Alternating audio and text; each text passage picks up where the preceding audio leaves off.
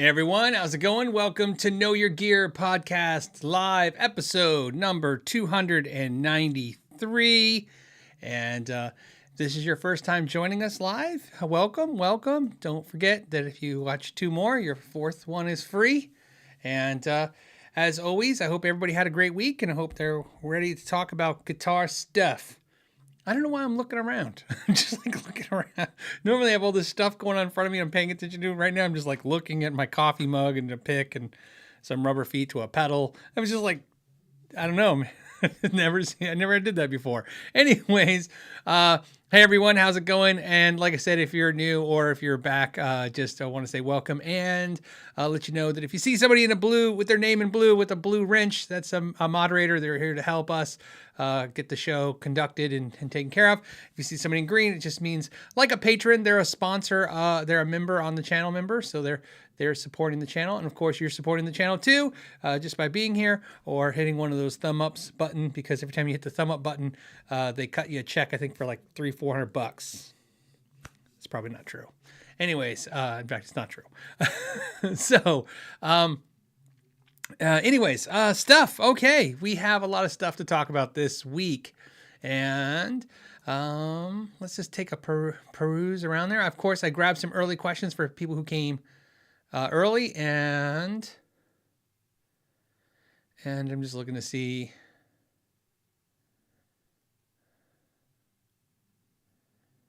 Okay, I want to do this. I'm grabbing a couple more questions real quick just before I get started. Okay, let's get into it. Let's just get into questions. I have other stuff to talk about, but we'll do questions first. This is the very first question from Fred. Fred said Les Paul Custom or R9, the Gibson R9 and Les Paul Custom. In other words, which would I pick, or which should you pick? Or first of all, congratulations on the ability to buy one of those guitars. Those are the expensive ones for sure. Both are iconic. I'm not going to give you an opinion. I don't know if I could say which one would hold value better or which one is the better playing guitar. I think it's weird. It's weird. I have an R9, and so I think the answer should be Gibson R9. But I have to tell you, I think if I was presented with the opportunity to buy a Les Paul Custom, especially in white, that I really liked and I bonded with, or I could pick up and play, like I got to pick up the R9 and play it first, I think I would have picked that over the R9. The R9. I think I said this before, but maybe I didn't articulate this guitar as well. I mentioned that, in fact, one's behind me. It's right here. The Paul Reed Smith Hollowbody II. Sorry, I feel like I'm close to my mic. Okay. The Paul Reed Smith Hollowbody II was a COVID purchase, and so was the Gibson R9. And what I mean by that is it was like a perfect storm of isolation, depression, cost cutting, I guess, because you're not driving anymore. I did mention during COVID that during COVID, both my kids drive. There was 4 cars in the driveway. No one was going anywhere. I had to put tires on my truck and a battery and tires on my son's car, both for sitting too long and rotting over time. And I said, that's it. So I sold my truck. And of course, it was a great time to sell a car. So I sold a car and went down, I would borrow their cars. And so I tell you this is that there's no situation where I would do that again. Like I said, it was a perfect, like, everything just lined up to go, I think I should do this. So I did it. So that's how I ended up with R9. I got to go down and try one, play one in the store. I played it at Bazaar Guitar in Phoenix, not the Bazaar Guitar in Reno. And I liked it. There was 2 of them there, played them, picked the one I like out of the 2. They gave me a deal for cash, and then I left. So I think I would pick the Custom if I could have put my hands on the Custom. That's a kind of guitar at that price point, especially Gibson. A Gibson is a hard guitar to buy sight unseen over the internet, especially when it's expensive like that. Because even if you played a bunch, they're all over the place. In fact, what I would suggest to you before you make this huge purchase, and unless of course I don't want you to overthink it. So if you're not the kind of person to worry about all these things, just buy the guitar you want. But Sometimes if you go to websites like Wildwood, you know, we're used to Sweetwater where they weigh the guitars and you can go see the weight. But if you go to websites like Sweetwater, or like Wildwood guitars, you can actually see the thickness of the neck at the 1st fret and the 12th fret on those guitars. You'll be surprised when you go look how much variance there is in all the neck thicknesses, much less the weights. And so it's a really tough guitar to buy without putting your hands on it. You know,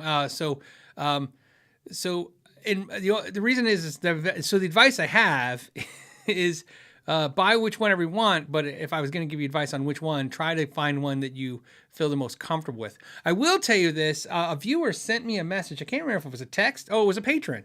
So I apologize. Let's see if I can give the shout out to give the credit to the patron that did it. And let's see if it's... it was Edward. Edward sent me a message. Here it is. So this might help you. He says, FYI, Chicago Music Exchange sent me offers on 10 Chicago Music Store.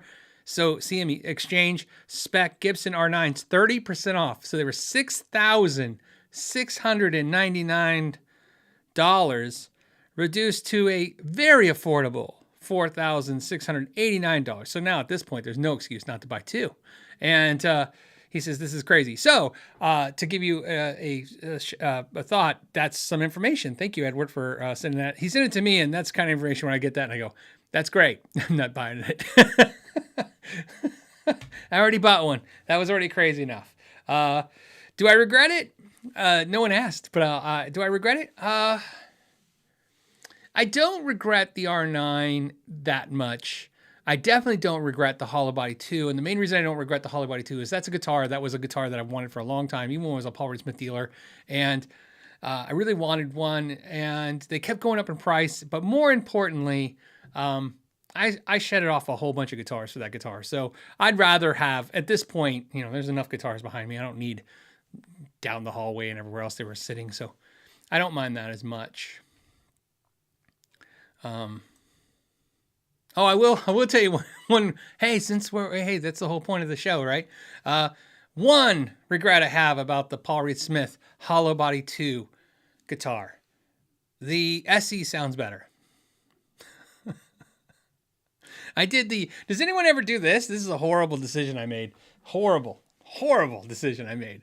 I had the Hollowbody II Paul Reed Smith SE with the Piazzo. I don't know what's wrong with me. Piazzo system. Anyways, it had the transducer in it, and it sounded amazing. And anyways, I ended up with the Hollowbody II core, and I liked the SE better. I liked the way it sounded better. The neck was a little chunkier on the SE. Looks wise, it wasn't as cool as the blue that I really wanted and stuff, but it just sounded so good. So I did the really logical thing that sometimes you do. I know I'm not the only one. I hope I'm the only one today in this group, but I got rid of the SE as fast as I could because I couldn't tolerate the less expensive one being better. And I can't sell the expensive one. You take a bath. I mean, it would just kill. You'd lose. I'd lose. And think of this. I paid. It was during the COVID, so it was like no deals for you today. I even got a little bit of a deal. Even a little bit of a deal. If I would have sold that used, even during COVID, I probably would have lost almost what the SE version cost. So it didn't make sense to keep this one and get rid of the SE. Keep the SE and get rid of this one. So the SE went. And as soon as it went, as soon as I sold it, I went, I think it was better. So there you go. So if you're thinking about things, think about the SEs. I will tell you something I'm not supposed to tell you. How am I going to tell you a thing I can't tell you guys? Next month, which is January, I'm only taking a drink for dramatic effect. I told you that one thing I feel okay to disclose to you, talking to about a half a dozen guitar companies. There is a big like January launch coming from a ton of companies. Like it feels exactly like the old NAMM show launches. Now NAMM show is not until April, but in January, I mean, the amount of companies have reached out and said, "Hey, we're launching whole lines of guitars. Are you interested in doing any videos?" I was like, "Oh my goodness, this is crazy." But in that thing, I can't disclose. When I said I really liked the Paul Reed Smith SE Hollowbody with the Piazzo system, I can't say there's anything cool coming, but it would be really interesting if there was a more affordable version of that coming. I think that would be I think it would be interesting if there was. Take from that what you will. I only say that to you guys so you know right now is if I got you all excited, maybe I need a $1,500 Paul Reed Smith SE with transducer pickup. I'm just saying I would, unless you got a deal, I would wait till January and see what's new and exciting from that. That's what I would do as friends. I'm telling you as a friend. Hold on to that money. See what's happening. Let's see. Okay. So that was my long and horrible answer to your Gibson question. Thank you, Fred, for the question. Sorry for the answer. Michael says, what is your third guitar? So I'm sure it's because I talked about my first guitar being the JV Player, my second one being Aria Pro. My third guitar is a story I do not want to tell. I will tell it. Some of you guys are going to say crap, but hey, you know what? We were all young once. And God bless it. You get to make all those mistakes. And it's awesome. So what was my third guitar? It was a 1970s Gibson Flying V that I absolutely hated because it looked like an old dude's guitar. So you got to understand, we're talking about the time. So just to give you an example, obviously my first guitar, JV Player, looked like a Strat, just was a black Strat with a white pickguard. My second guitar was Aria Pro, which is kind of was a knockoff of a Jackson Charvel kind of guitar. And then through this trading thing I did with this kid traded me his guitar that he was given to him that he thought sucked. And it was a brownish, reddish brown wood colored Gibson Flying V with case. And it was a real Gibson, and it was from the 70s, and I absolutely hated it. Now, I know what you're thinking. What did you do with it? Oh, I couldn't wait to trade it off. I hated it so much. It looked, like I said, every time I saw it, I was like, oh, it looked like I said, it looked like this old dude's guitar. Who knew? I didn't know. I had no idea what I had or what it was. I didn't even, so and I've said this before, as I've mentioned, I grew up my teenage formative years in Tucson, Arizona, where essentially, brand name instruments were not a thing that you saw. I wasn't even really sure what Gibson was. Like, I can't even say at that age, 16 years old, that I was like in tune with Fender or Gibson as being a brand any different than any other brand. To me, the only brands I really knew were the brands that were really big in Guitar World magazines, which are all the flashy looking guitars. So it was just not a thing. So to me, the Gibson guitars were just these old guitars. So yeah, I got it and I traded it off. What did I trade it for? I'm sure I traded it for some horrible, horrible junky guitar. I can't even remember the guitar. But I traded it for a guitar to some other kid, same thing. Just couldn't get it. I think I told you this. Maybe I didn't. I have a 1984 Tube Screamer now, which is no big deal. It's the same as any other Tube Screamer, as far as my opinion. But I remember a kid gave me a box of pedals, and one of the pedals was this Tube Screamer pedal that I was like, oh, that's the pedal they're all talking about. And I remember plugging in the amp. I had no idea what to do with it. Right? I didn't know you put it into an amp with already had gain. So I put it into my Randall. I had a Randall, was it the RX100? R100? Anyways, doesn't matter. Put it in the Randall, put it on the clean channel, stepped on the Tube Screamer. I was like, the word screamer. They were like, this is gonna be ferocious. And I was like, oh, this sounds like farts. I was like, this just sounds like nothing, because it wasn't, very distorted. And I was like, I just gave that away. I handed it to another kid and I said, here, just take that. I couldn't even, because here's why, I didn't have any friends that would even want that pedal. So different times. So yeah, my third guitar was a Gibson 70s V that I can't even remember what I traded for, but I'm pretty sure I traded it for some no name guitar that then I can't even remember. So there you go. Do I regret that? No. I mean, it would be cool now if I would have held on to it all these years, but no, it didn't have value then. So I guess that's just it's just a sign of the time of my life at that time. So there you go. All right. What's next? Oh, somebody just put Alex 2112. I better not mess that up. Alex 2112. What could you be a fan of? I have no idea. It sounds so. I mean, I would think if I was gonna guess, if the sign-on was Alex 2112, you would have to be a Yes fan. That would be my guess. Anyways, as all the Rush fans start typing right now. Does anyone remember? Does anyone remember going to the Laser Light Show to see Rush and Yes? That is something I did a lot. So just so you know, I don't even think I can listen to Rush or Yes again because I used to watch it so much in that getting a contact high from everybody who smoked, snuck it in, and it was amazing. And I think after this point, I couldn't listen to that anymore because it was so great to have that experience. But I used to go all the time. Anyways, his comment: Phil, your best guitar was your Alvarez Dana Scoop. That red guitar right behind me. I'm pointing at a red Alvarez Dana Scoop. That guitar was my fifth guitar. So after I got the V, then for graduation, high school graduation, I got an Ibanez RG770, which was in laser blue, which looked green, which was weird, but laser blue.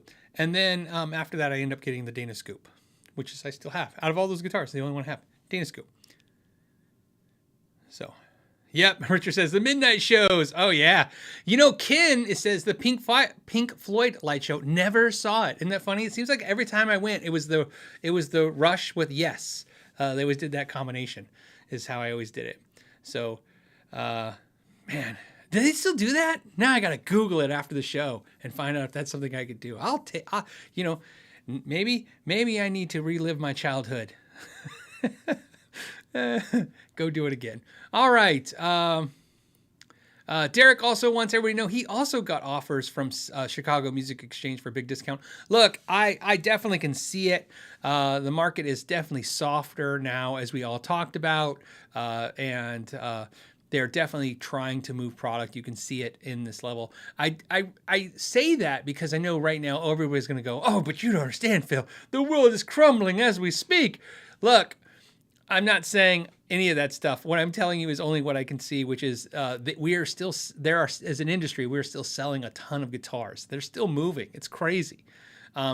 It's just not what it was. It's definitely looks like how it looked towards 2019.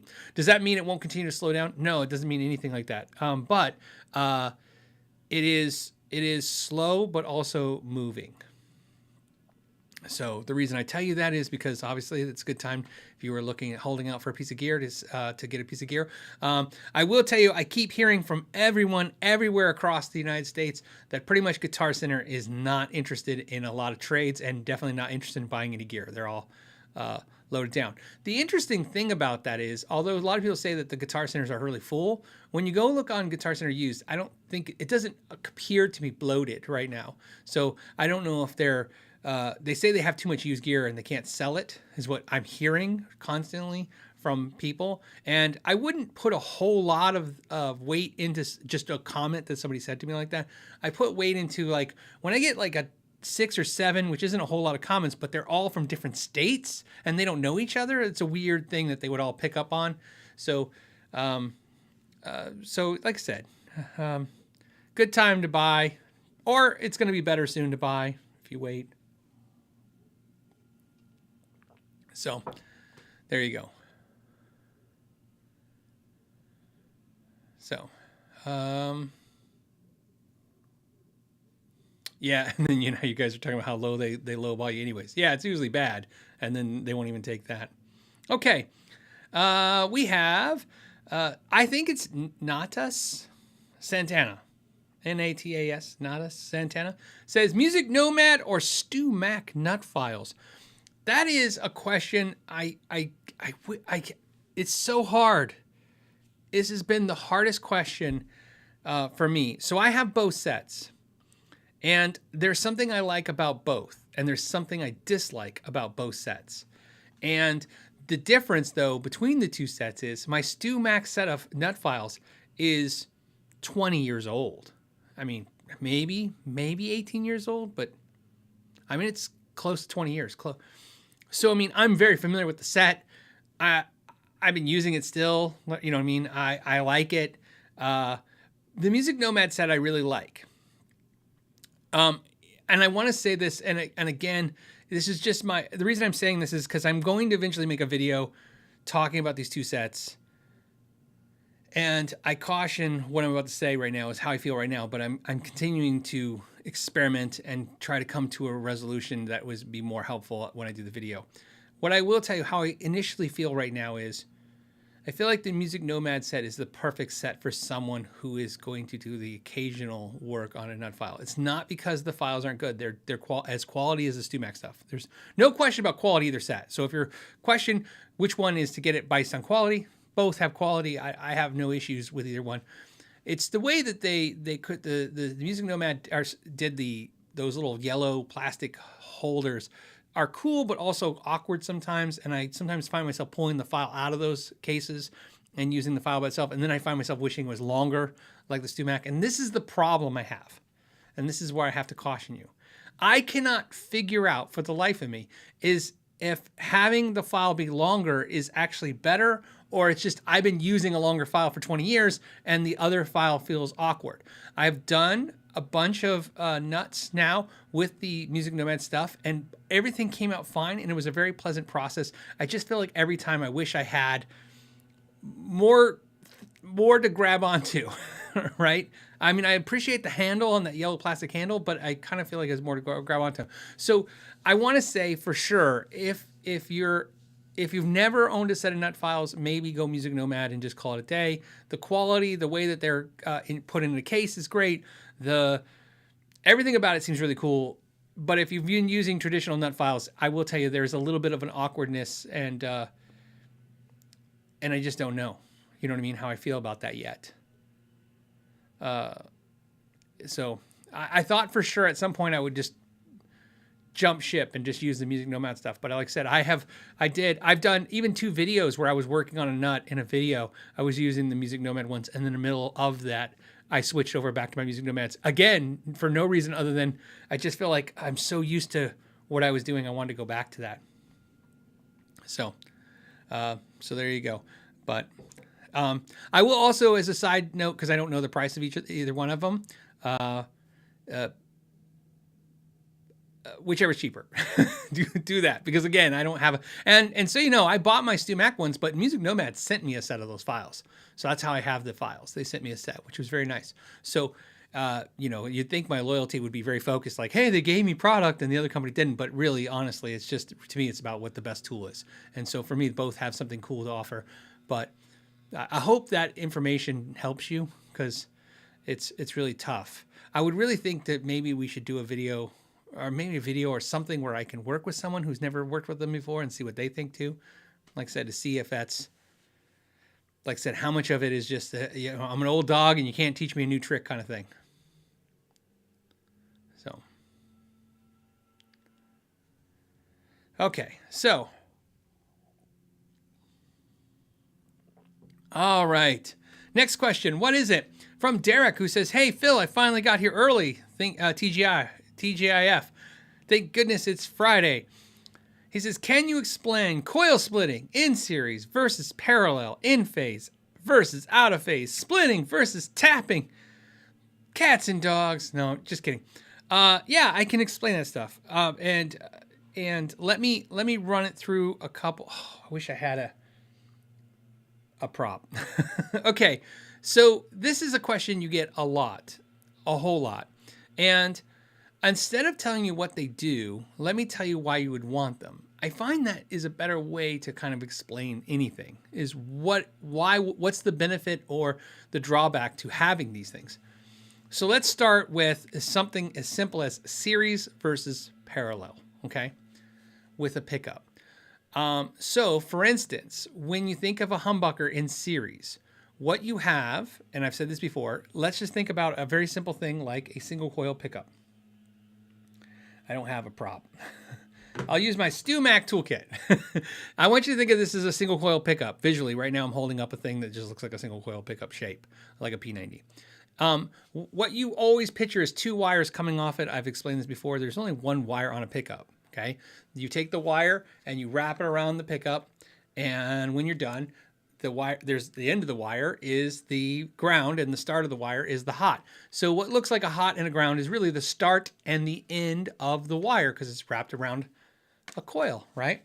So essentially what you have, if you have two single coils, like what you have in a Strat or a Telecaster, and a Telecaster is the perfect example for this, is you have two single coils in a Telecaster, the bridge and the neck, and each one have a start and a end to, to the wire. In other words, hot and a ground because it's the start of the coil and the end of the coil of the wire that's wrapped around the coil. Hope this is all making sense.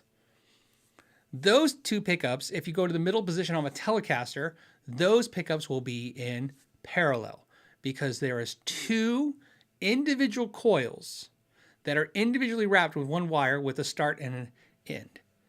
A humbucker, even though that's two pickups, a humbucker would be two pickups, but the start of the wire would start on one pickup, and when it ends, it would go to the start of the next pickup, and then you see how it works?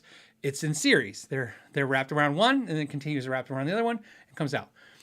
So that's very general. We don't need to focus on that. So some of you guys got that. Some of you guys probably didn't get that. That doesn't matter. What matters is what comes next. Two single coil pickups wired in series will be louder and more powerful because they are in series. You're doubling the essentially you're doubling the well, I don't want to say doubling. You're increasing the capacitance, right? You're increasing everything. It's more. That's the best way to think of it. When you have two individual single coils that are run in parallel, they are both on and they are both noiseless in most cases, okay? But they are not more. They're just going to sound like two single coils on versus a humbucker, which is fuller sounding. That is the best way. So why would you want that? That's a perfect example. You know why. Two single coils and a telly, the two singles in the middle position. Think of the telly, how that sounds versus how it sounds if you just had one humbucker. So the difference between the parallel and the series and the parallel is exactly that. A series pickup will have that feeling. So of a more powerful, fuller sounding, more lows, more output. And so if you had a humbucker and you use like a triple shot by Seymour Duncan, which I've done videos on, where you can switch the pickup to, series or parallel, why would you do that? For that same reason. In series, you'd have a full humbucker. In parallel, you'd have two single coils. So you'd have a noiseless kind of sound, but you'd also have a thinner sound, maybe more mids and more highs and less of that fullness. And definitely the amp would not be pushing as hard. So that would be one of the advantages of that. Another reason why you would want to run pickups in parallel is Ibanez is notorious for doing this with a bunch of pickups where they'll take two humbuckers and in one position it goes to two single coils that are in parallel because it gives you kind of like a thinner sounding guitar, but it's noiseless still, which would be great. So that's the advantage of parallel. So parallel is basically the advantage of noiseless but thinner sounding. So that's why you would do that. And again, all that can be done with just how you connect those leads off those pickups. Then we're going to talk about splitting versus tapping. So you don't see a whole lot of pickups tapped anymore. So let's talk about splitting a pickup. Splitting is exactly what I talked about. You have a humbucker and you have two coils and they're in series. And when you split one, what you're doing is you're turning one of them off. Okay, that's the best way to put that. So of course, if you turn off one of the coils on a humbucker, you're a single coil. So you have a Strat. So why would you want to do that? Absolutely for that same reason. You want a humbucker that sounds like a single coil. You hit a switch. We can explain. I have tons of videos explaining how it's done. It's done by just grounding out things, but it doesn't matter how it's done. What it matters is why you'd want it. So splitting a pickup would essentially give you a single coil tone. You would get the 60 cycle hum because the other coil is being defeated. In other words, it's not in it's not engaged anymore. So you're back to single sickle hum, you're back to stratty type tones. That's splitting. Tapping is where, like I said, you have one wire wrapped around a coil and it starts, right? You start the wire and at the end is the ground. That's the end. Tapping is where they would wrap the pickup about halfway and then basically tap that spot with another wire and then continue the wrap. So if you were to use a switch to tap it instead of coil split, you would flip the switch, and what would happen is you would go to half the windings. So that's basically what you're doing. You're tapping into half. Again, half is not exact terms, but it makes a lot of sense. So in other words, if you have a pickup that has 4,000, well, I'll say 5,000, 6,000, 5,000 winds of a wire, you would essentially be able to cut that into 3,000 winds of a wire, and it would do exactly what you would imagine would do, right? It'd be less powerful than it was before. So that's the idea of that, and those numbers are not exact because there's different ways to do that. But why would you want that? Well, it's because let's say you have a hot pickup and you're playing your amp and you want it to basically go to a weaker sounding pickup. It'd be like almost like if I had the ability to swap a 5K single coil or 6K single coil down to a 5K. Think about it that way, right? Super, super easy. So that's why you would want that. They don't do that much anymore because it's not complicated. It's just a pain in the ass to wire up the pickup that way. It's not very cost effective. There's not a lot of people looking for that. And you can simulate that. It's not the same thing. I just don't want the nerds to go crazy with just rolling your volume back. I mean, obviously just cutting the amount of signal that's going to the amp is going to simulate that kind of same effect. It's just not as super easy as just hitting a switch. Then we have phase and out of phase. That's a little trickier. And so I'm going to give you a very generic explanation of that, phase and out of phase. First of all, the simple part is when I said a single coil pickup is one wire, right? It's the start and then it wraps around the coil and then it comes off and that's the end. Well, obviously when it starts, it's wrapped around on top itself. So imagine 5,000 wraps. At the end, the wire would be from the outside of the coil and the start would be on the inside because we wrapped 5,000 wraps around where the wire started. I hope that makes sense. So essentially, switching the phase of the pickup is as simple as taking the end of the wire and the start of the wire and flipping them so that your signal is now going from the outside of the pickup of the wire and the signal then goes to the inside and then out. That's one way to flip the phase in which it works. That is really generic, but it will get you there. And why does that matter? It doesn't really, it's a very, very subtle difference in thinning out the pickup sound. Very subtle, okay? And also, it has a big difference if you have multiple pickups, like two pickups in the guitar, and you need to make sure they're in or out of phase of each other for those tones. And I've already said this, it's really simple. All you have to know is this. If two pickups are out of phase with each other, they're going to sound like this. They always have this nasal kind of cocked wah sound. And that's how you can tell. You don't have to guess. Like if your pickups are wired out of phase and are in phase, you can tell sound-wise.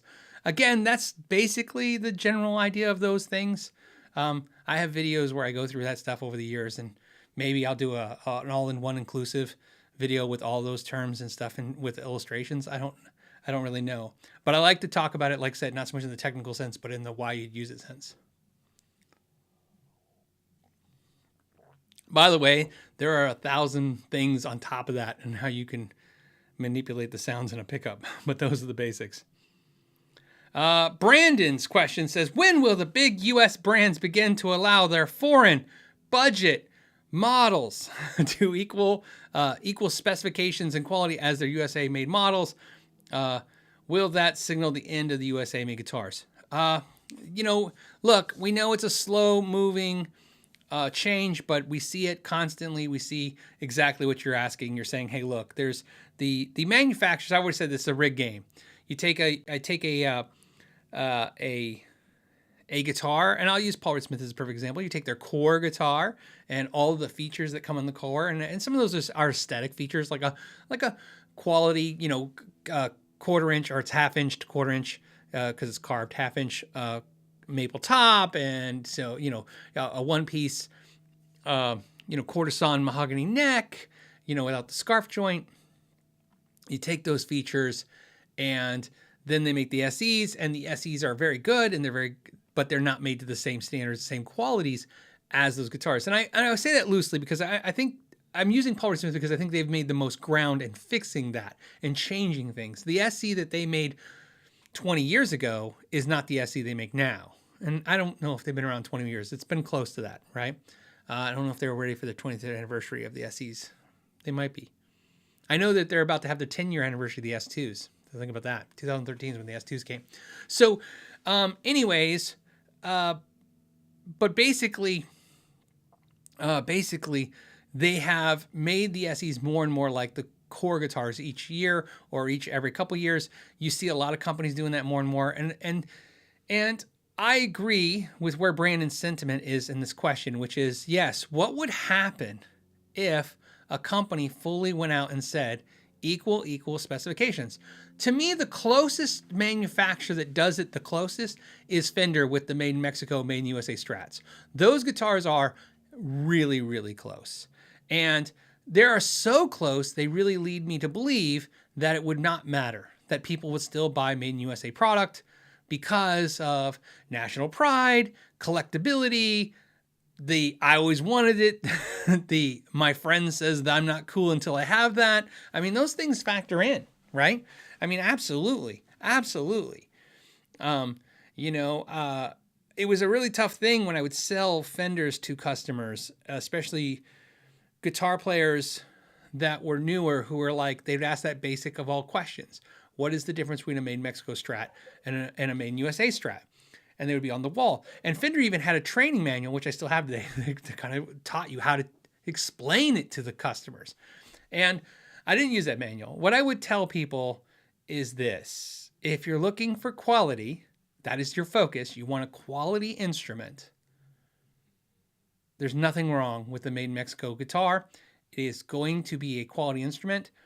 Even now, when we kind of talk about the fact that I think their quality slipped a little bit over the last year or two, hey, look, all that can be fixed in post, so to speak. It can be fixed on my bench, on any tech's bench. The quality of that instrument is there. So if you buy a Made in Mexico Strat, in most realistic standards, there is no real reason that you would go, oh no, this guitar is horrible and I can't play this gig. I mean, musicians gig with it, professional musicians gig with it, famous musicians gig with it. People are working with it every day. It is a workhorse of a guitar. It is fine, whether that's a Made in Mexico Strat or Tele. It's a fantastic instrument. So I would say, look, if that's the focus, in other words, set the standard. The standard for you is you're just looking for a quality instrument. This is it. No brainer. However, if you feel like you're ever going to get to a point in your life where you're like, I always wanted the Made in America one, Made in USA, you might consider just pulling the trigger and doing that now, because that's two purchases, right? You're going to buy the Made in Mexico, then you're going to have to sell it, and then you're going to have to buy the Made in USA. So I always tell them the real justification for the Made in USA was always just because you just wanted it, or you think you might want it at some point. And that's how we would sell them. And so, that is watching you guys buy guitars over the years. And talking to guitar players for, 10 to 12 hours a day, 7 days a week. You learn that there is a lot of, hey, this is something I always wanted. And there's nothing wrong with that. It's no different than when you buy a car and you opt for the leather seats and you opt for the heated seats or the other features or the other things or your premium. Look, we work hard, and sometimes you want that feeling of accomplishment. And sometimes a guitar is no different than that. Although it's a musical instrument, it's a tool, it's a piece of art, it's a functional thing. It's no different than anything else. Sometimes it's just as simple as, I just really want to own this thing, and that's enough. But like I said, when I think of companies who are giving you what I think is legitimate product for the price, it's definitely Fender. The Made in Mexico stuff is legitimate. There's nothing wrong with that. Same thing. I feel the same way about Epiphone. So, for the most part, and I feel the same way about Paul Reed Smith SEs. That I feel like the quality is there. I don't really feel like there's a, if somebody buys a Paul Reed Smith SE, let's say The Silver Sky SE. You buy a Silver Sky SE. Barring that you got one bad example, because and we'll insert that into any brand at any price point. I think you could buy that guitar and you could gig with it, you could play with it. There's nothing wrong with it. It's a fantastic instrument. So the upgrade is essentially a little bit more, and that's a sad thing. And I actually used this analogy once with a customer. I'll use it with you guys today. And I said, you know, when you make race cars, because, you know, I'm very versed in race cars. But I understand this concept, so I just want to share it with you. When you make a race car, when you're in a race, whether it's a NASCAR or whether it's the Indy 500 or whatever, when you make a race car, the car, that last little bit of speed sometimes can cost the most. In other words, achieving that last 1% improvement, that last 5% improvement can have an exponential price to it. I feel like guitars are that way too. So when somebody says in the same statement, if I was to tell you that I think you could buy a Made in Mexico Strat and it's a quality instrument and it's fantastic, I agree with you. And if somebody said, but I think the Made in the USA one's better, I agree with you as well. But I think it's slightly better, and you have to pay a lot for that slightly better. And guess what? If you have the means to do so and you want to, do it. You earned it. Take a lap. Enjoy it. If you, and again, I've said this before, this is the psychology of when you sell stuff to people and you learn how people think when their money is on the table. I have found, and I use this term a lot, people's comfort is way more comes into play than their physical ability to spend money. In other words, whether somebody has the cash in their wallet is not the determining factor when they purchase. Some people just need to feel it justified in the purchase. It's a comfort thing. For example, I've said this before, I could sell all these guitars, or just a bunch of them, and buy a Paul Reed Smith private stock. I would not be happy. I would be miserable. Not because I only have one guitar and I need a bunch of guitars. It's because I don't want a guitar that costs 12 grand. I don't need that feeling. That's not comfortable to me. That's when I start worrying, right? I don't want to own furniture in my house that I have to worry if somebody comes over and their kids are over and they bumped into it. I don't want to stress about that.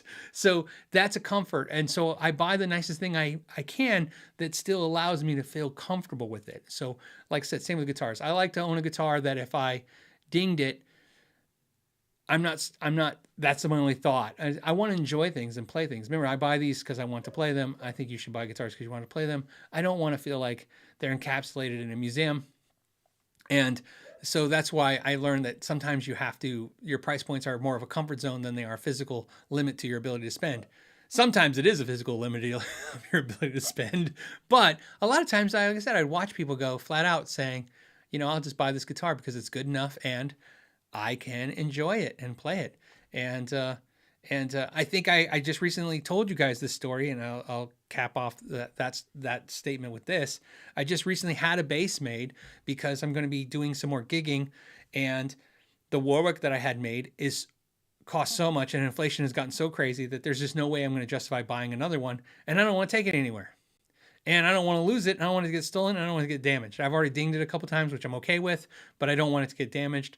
So I'm like, you know what? I need something that I can not worry about, because I'm not going to have fun at a gig. Because I told you, most of the time if I gig, it's a standing kind of thing. I show up, I play with the band or my friends, and then I kind of leave. I don't want to feel like I gotta like have an armed security guard standing next to my instrument. That's not gonna be fun for me. So I need to have fun. So, all right. So to answer Brandon's question is, would if the brands basically make the same exact guitars overseas or more affordably made instruments exactly like the USA counterparts, would that kill the USA counterparts? Would that be the end? I don't believe so. Would it affect some of their sales? Sure, of course. It could definitely have an effect, but I don't think so. I think that people are always going to want premium. I think there are 1,000 examples of when people will pay premium when they don't have to, because they have the means or because they want. I mean, sometimes, like I said, sometimes it's an ego thing. I've said this before. My ego thing is I like to have a guitar that no one has. Not a guitar that no one can afford. that's actually would be cooler of me, even if it was an expensive guitar. I don't want a guitar like my Charvel that's custom painted, or that Nags I got. It's because it's very unique guitar, that paint job. I want to, when I'm talking to somebody and they say, oh, that's a cool guitar, I don't want them to go, oh yeah, it's a crazy expensive guitar and you can't afford it. I want to go like, I got this made because of a friend of mine, or I got this as one of the limited edition this, or I happen to find one of these and you can't find them anymore. I like having something unique. To me, it's as a guitar player, as a guitar collector, as a guitar enthusiast, it's a story that I can tell someone that's not like, oh, I found it in the discount bin, right? That's a story I like to tell when I tell a pedal story. Like, hey, I got this pedal, or like, hey, this is a pedal I got. This actually, funny, it's just sitting here. This is a pedal I was in Tucson last year, and I went to Rainbow Guitars, and on the way back, we stopped at a Guitar Center, and they had this Love pedal. I think it's called the Joker Boost because it's got the name Joker on it, but it's a boost pedal, and it was at Guitar Center. I always thought they were kind of cool looking. I have never heard it, and it was about $30 less than I'd seen them on Reverb, so I bought it. That's my story. I got it on a discount without even trying it. The guy's like, hey, you want to check it out? And I go, nah, I'm buying it because it's on sale. Because it's cool looking. It's a cool looking pedal. So I make that kind of decision, but I wouldn't do that for guitar. Guitar's got to be more of a personal thing for me. It's a really, yeah, Brian says Harley Quinn. That's exactly why I got it. I thought it was cool. Harley Quinn, it's got the Joker on there. It actually is a really good boost. I'm a Love pedal fan, so I couldn't imagine they would make it bad. Sean says they're going to get sued. I don't think they make it anymore. So, you know. So I don't know. Who knows?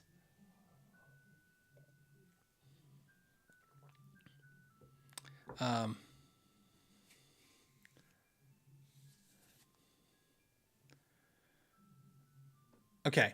I'm just reading some comments to see if there's anything on the subject I'm talking about.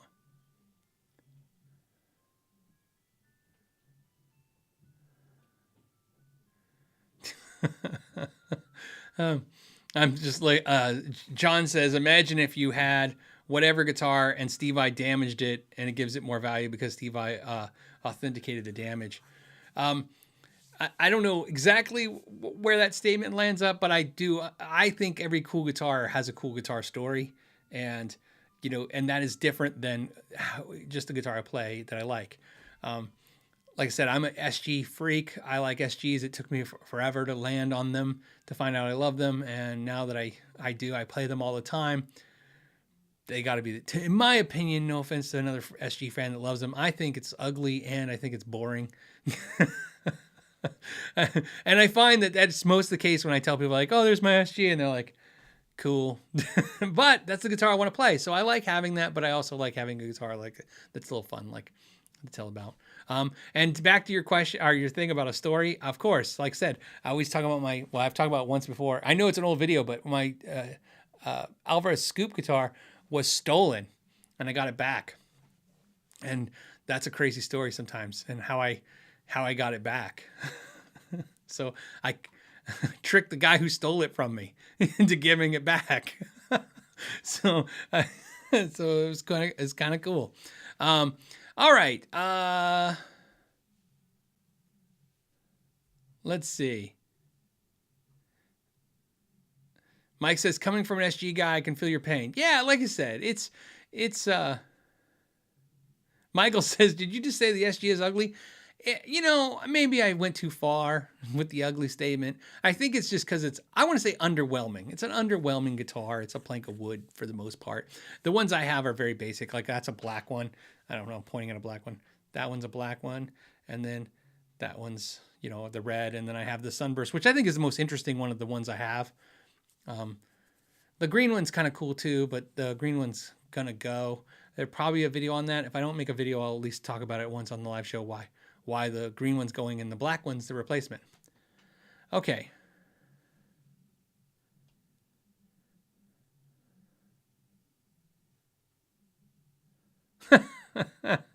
Sean, I'm going to answer this question. If Joe Bonamassa sold all his guitars and started playing PRS, do you think he would still sell at shows? No way. You think people go to see Joe Bonamassa and hear his music and his guitar playing? They just go to see vintage guitars. In fact, I think he sells out the front row just from people to drool over his vintage guitars. Okay, now that the joke's out of the way and I've triggered anybody I can, I think if Joe Bonamassa would be one of the guys that if he would to go to a brand, he would land a brand. And I don't know if that's the way I'm saying it's going to make a lot of sense. Let me give it to you this way. John Petrucci pretty much made Music Man. I mean, obviously Eddie Van Halen made it first, but he makes Music Man. I mean, John Mayer has done crazy things for Paul Reed Smith. Steve Vai and Ibanez. There are great guitar players, and there are great guitar players that can sell guitars. And the guitar players that can sell guitars are a unique bunch, and especially the ones that can sell expensive guitars. They just have this ability to incite other gear freaks into buying guitars. And Steve Vai is definitely one. And I think Joe Bonamassa would be one too. Obviously, he does really well with the Epiphones and the Gibsons he does. But I think if he would to merge up with a brand, PRS maybe, sure. But I mean, I think like if he was to pick another brand, like he could literally, because you got to understand, like what John Mayer did for PRS was huge. It's a huge improvement to the company and their volume of sales. So you can see it. You can see it's, it was a great cooperative agreement between those two brands, the John Mayer PRS thing. The John Petrucci to Music Man was a huge thing. And you can see it. And obviously Steve Vai with Ibanez, and I'm not discounting any of the players with all those brands, but you understand those guys really changed the game for a lot of those brands. I think Joe Bonamassa is one of the few guitar players that could do it, could literally pick a brand that's not huge like Gibson and literally put them on the map. Not to the Gibson level, but do the same thing that John did, both the Johns did for Music Man and for PRS. He could put them on there as huge. I don't know who the brand would be, but like Heritage guitars, right? I mean, he could probably put Heritage on a new level because he's a gear geek. And I think that's part of that equation. See, because I've learned this over the years. There's guitar players that are great and they sell signature guitars. But then there are guitar players, like I said, that sell an insane amount of signature guitars. And the one thing they have, besides a ton of other things, is they tend to be a gear geek too, a guitar geek. And I think guitar enthusiasts are drawn to other guitar enthusiasts, a la why there's 1,000 of you hanging out with me every week. But I think that's exactly what Bonamassa could do, is put a mid-sized brand on a bigger, level them up. Somebody said, PW says, Reverend. Sure, of course. Like I said, it would have to be something like Petrucci with Music Man makes sense. Vai with Ibanez makes sense. And he would have to do what they do, because one of the things that those guys do that I mentioned is they actually play those guitars. I don't mean the brand. They play the guitars you get. And that really adds the credibility. When you see John Mayer, he's got the Silver Sky. Sure, he'll pull out those old Strats. He'll pull out a Jackson. He'll pull out other things out too all the time. But the Silver Sky is a predominant instrument in his hands. And same thing with Petrucci. You see him, it's only Music Man, Petrucci guitars. When you see Vai, it's always a gem. I mean, and when I say always, it's 9 out of 10 times. That's enough times. So literally, I think he's one of those guys that could level up a brand for sure. And if he went to PRS, it would definitely help PRS. But I think in the PRS artist roster, it might be crowded space for him now. I think he would be better off. I think Heritage, right? That's the question for you guys. Who would be the brand you'd want to see Bonamassa with? Same with somebody like Slash. If Slash left Gibson, I think Slash could level up BC Rich if they wanted to rebrand and launch BC Rich as a new thing. I think he probably leveled them up too. So, there you go. All right. Let's see. Should we take a second? We'll talk a second. And I thought this would be a fun thing to do. It kind of came as an inspiration for my wife as an idea. What I did is I did a survey this week. And I thought what I'm going to do from now on is do surveys and survey you guys on the main YouTube channel. And then we'll talk about them during the live shows every week, the podcast. So let me go to it. Maybe, if I can find it. Here it is. Okay, so you guys can see this. So I asked a question this week. It was 4 days ago. I said, guitar companies promote and advertise a lot, but what guitar companies promote or advertise how well they treat their employees the best? 3,800 of you voted. 68%, definitely the overwhelming majority, voted for PRS. 6% Fender, 4% Gibson, which is the least. Taylor, of course, the second most at 14%, Martin 8%. And of course, there was 114 comments. And we could probably even, let's do that. Let's see if we can read some of the comments. Can I sort these by the top comment? So that should be the most thumbed up. And of course, now it's thinking. Because I made it just do something it's already doing. I can read it, so let me read it. It was Paul Cook, and he said, I wouldn't say any of them advertise employee welfare, but PRS staff seems to be happy and motivated when they're shown in videos. That's an interesting comment. And he says, and we seem to see more of them featured doing little speaky, presenty bits in corporate videos and launches, just the marketing department, etc. So that gives me an impression PRS recognizes and values and trusts their employees. Pretty interesting. So the main comments, I would say, and I'm going to be a little generic without this. Let me refresh this. The main comments that I saw in that survey were mostly you guys saying you hadn't heard any of those, kind of advertise that. There was a couple comments that really went to the effect of, you talked about other companies, why those companies, look, they only give me like 5 slots for a survey. I would love to do a survey of 10 or 20, but that's how many slots they give you when you do the survey. You get 5. So I picked the 5 biggest companies that, not only the big brands, but I thought the ones that would be most, predominant in the, in your mind and out there. What's interesting to me was I predicted Taylor would win because Taylor did that thing in 2021 where they pretty much handed over the ownership of the company pretty much to the employees. I'm paraphrasing, but and there was a lot of comments saying that you guys had heard that. It was interesting to me that PRS got number 1.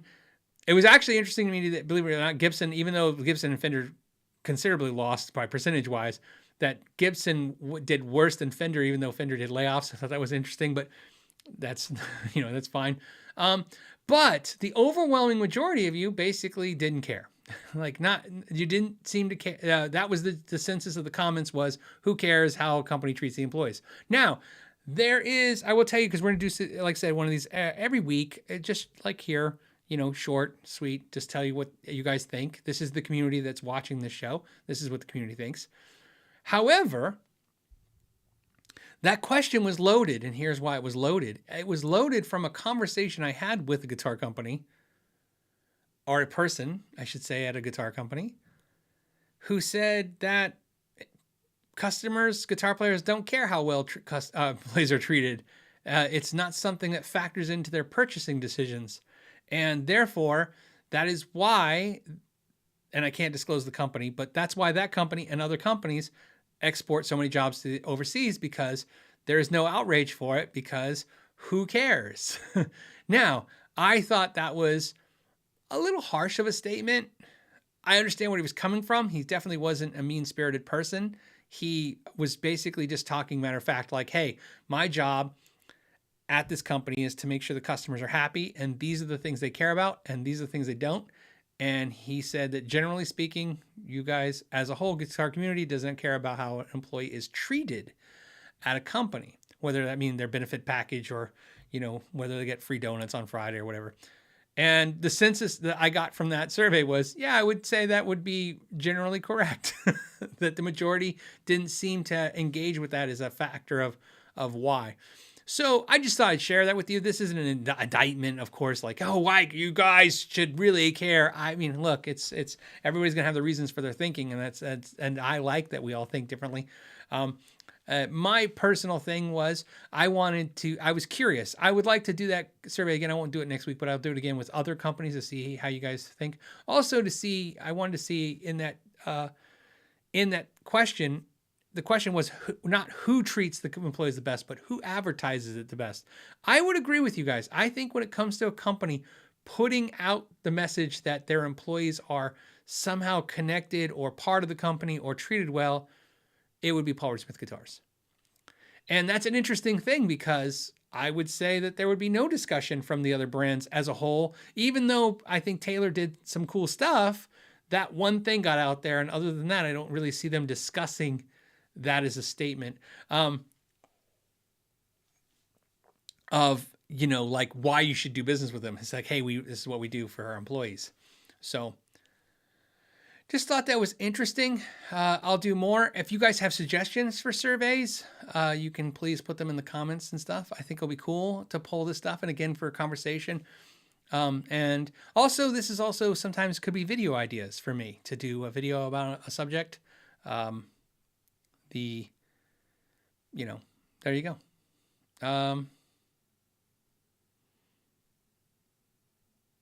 So I'm just reading some of the comments. Okay. All right. Like I said, I just share with that. Let me know if you guys like this idea of just doing, stuff. It's more just to get more cool subjects and talk about cool things or different things, and try to keep that. I'll try to keep them more guitar centric, but that subject came up and it looked like it was a perfect time for that subject. Let's go ahead and do another question. We have Brian who says, hey, can you recommend a humbucker single set of pickups for my Sterling CT50? Is it best to buy as a set, or is it easy enough to piece together, mostly for hard rock? Well, it's going to be cheaper to piece it together. I find when you buy sets, you think it's cheaper, but it's generally not. And definitely if you buy any kind of loaded pick guards and stuff. On that guitar, I don't know if I would really worry about buying all the components. Maybe just buy the pickups. The suggestion to you is this. I mean, obviously, the general rule for most people is to buy the same brand. So if you buy Seymour Duncan, you're going to buy Seymour Duncan pickups, DiMarzio, Bare Knuckles, you name it. Buy those pickups. These questions are always tough because you're asking me a question like, what pickups should you get? But I don't know what style of music you play. I don't know what kind of amp you have. I don't know what you're looking for. And all these things are going to be different. What I would say is one of the benefits also to buying them piecemeal versus a set is if you buy a set and you don't like it, you might be stuck with them. Where if you change out something, I would start with, I wouldn't even worry about changing out all the pickups. What I would say is pick the pickup that maybe it's the humbucker or is the neck. It's usually one of those two. The middle's not usually a problem. The humbucker or the neck. Which one do you like the least of those two? And then I would replace that one and start there with something simple and then build off that one pickup because pickups do complement each other. So in other words, buy a new humbucker. Once you like your humbucker, then it's pretty easy road to go down because it's very easy to find information about what neck pickups complement what bridge pickups, whether that's a single wheel to humbucker, you name it. So that's what I would suggest. And same thing, you work backwards. If you go, hey, I want to replace the neck pickup, same thing. Replace the neck pickup. And then if you like it, once you know you're happy, then try to find a pickup that complements that pickup. And that's what I would suggest. And there you go. Start there. Litve says, new guitar day. New worn Epiphone Casino bridge rattles. Any advice? I have a video on if you have bridge rattles. And you can use wax to fix that. You can use some Loctite to fix that. The Loctite, if you use Loctite for bridge rattles, you need the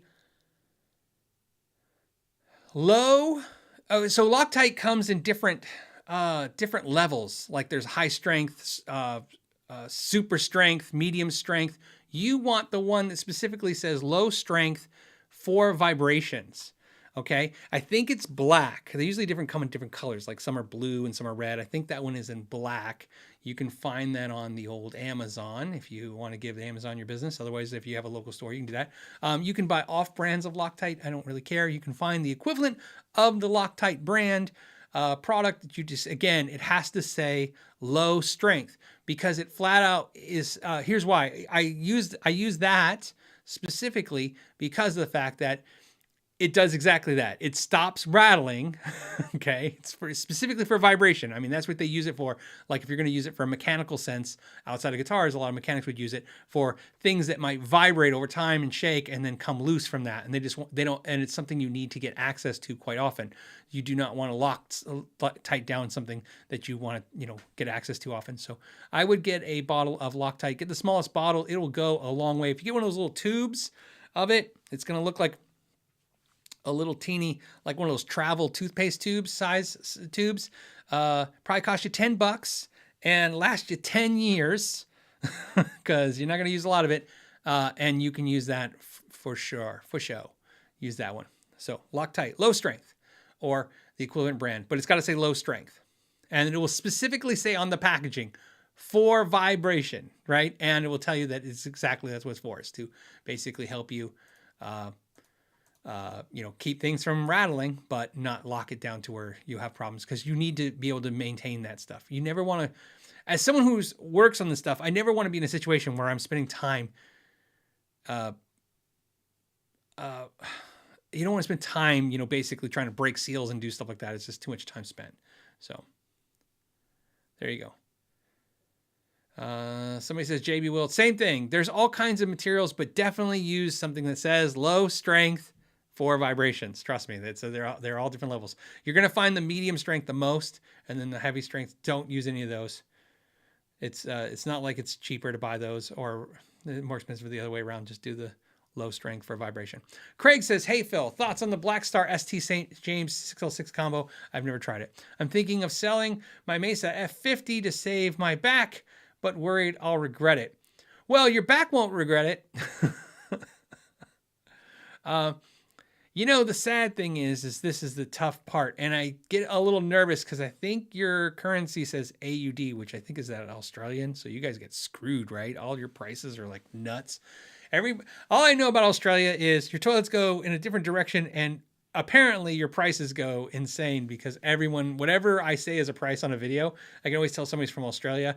If it says $9, here it's $6,000. That's how I know. I don't even need to see anything. I'll know you're from Australia as soon as it says that. Like if I say, hey, this guitar is $399, I go, $399, here it's $5,900. It's like, I believe you guys. I know it's true. I'm just like, I'm always in shock. Like, what? That doesn't even make any sense. I always feel like, can't you just get on a plane and fly? I know there's rules and all that stuff. I've had explained to me from friends that are in Australia, but I was like, I just get on a plane and go somewhere at that price. Anyways, here's the thing. It's tough. Here's my best suggestion for you. Do, if you can, anything you can, everything you can to get the Blackstar St. James 6L6 combo and keep your Mesa Boogie, and then make that decision. That's the benefit of the new world. If you can do it, if you can buy the Blackstar and try it. Should you do it? Sure. Would you regret it? Well, you regret it if you get rid of the Mesa Boogie and then decide you don't like the Blackstar. Yes. If you have to sell the if you have to sell the Mesa Boogie to make the purchase of the Mesa F50, yeah, I would be cautious on that. Why? Because although the Mesa's a heavy, heavy amp, it's a lifetime amp. It's a quality amplifier. The Blackstar product, as I said before, some people hate it, some people love it. My stance on it is priced usually in the idea of like IKEA furniture, right? I mean, if you buy IKEA furniture and you think you're going to buy a lifetime piece of furniture, you might get a lifetime out of it, but that would be the rarity of it, right? You're not buying an IKEA chair because you're going to give this to your great grandkids, okay? And the same thing about when I look at stuff like Blackstar. Some people have a harsh feeling towards it. I don't. My feeling is exactly that. I think it sounds good. I like it. Is it great? I don't know about that, but it's good. I've owned a bunch of it. I used a bunch of it. If it broke, I would understand because it's priced accordingly. So you are taking a step down in what I think is going to be longevity quality. So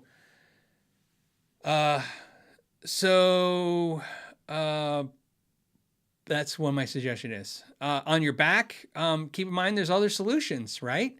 If your back's a problem, maybe, you don't need to take the Mesa or the Blackstar with you to a gig. That's why they have, a katana.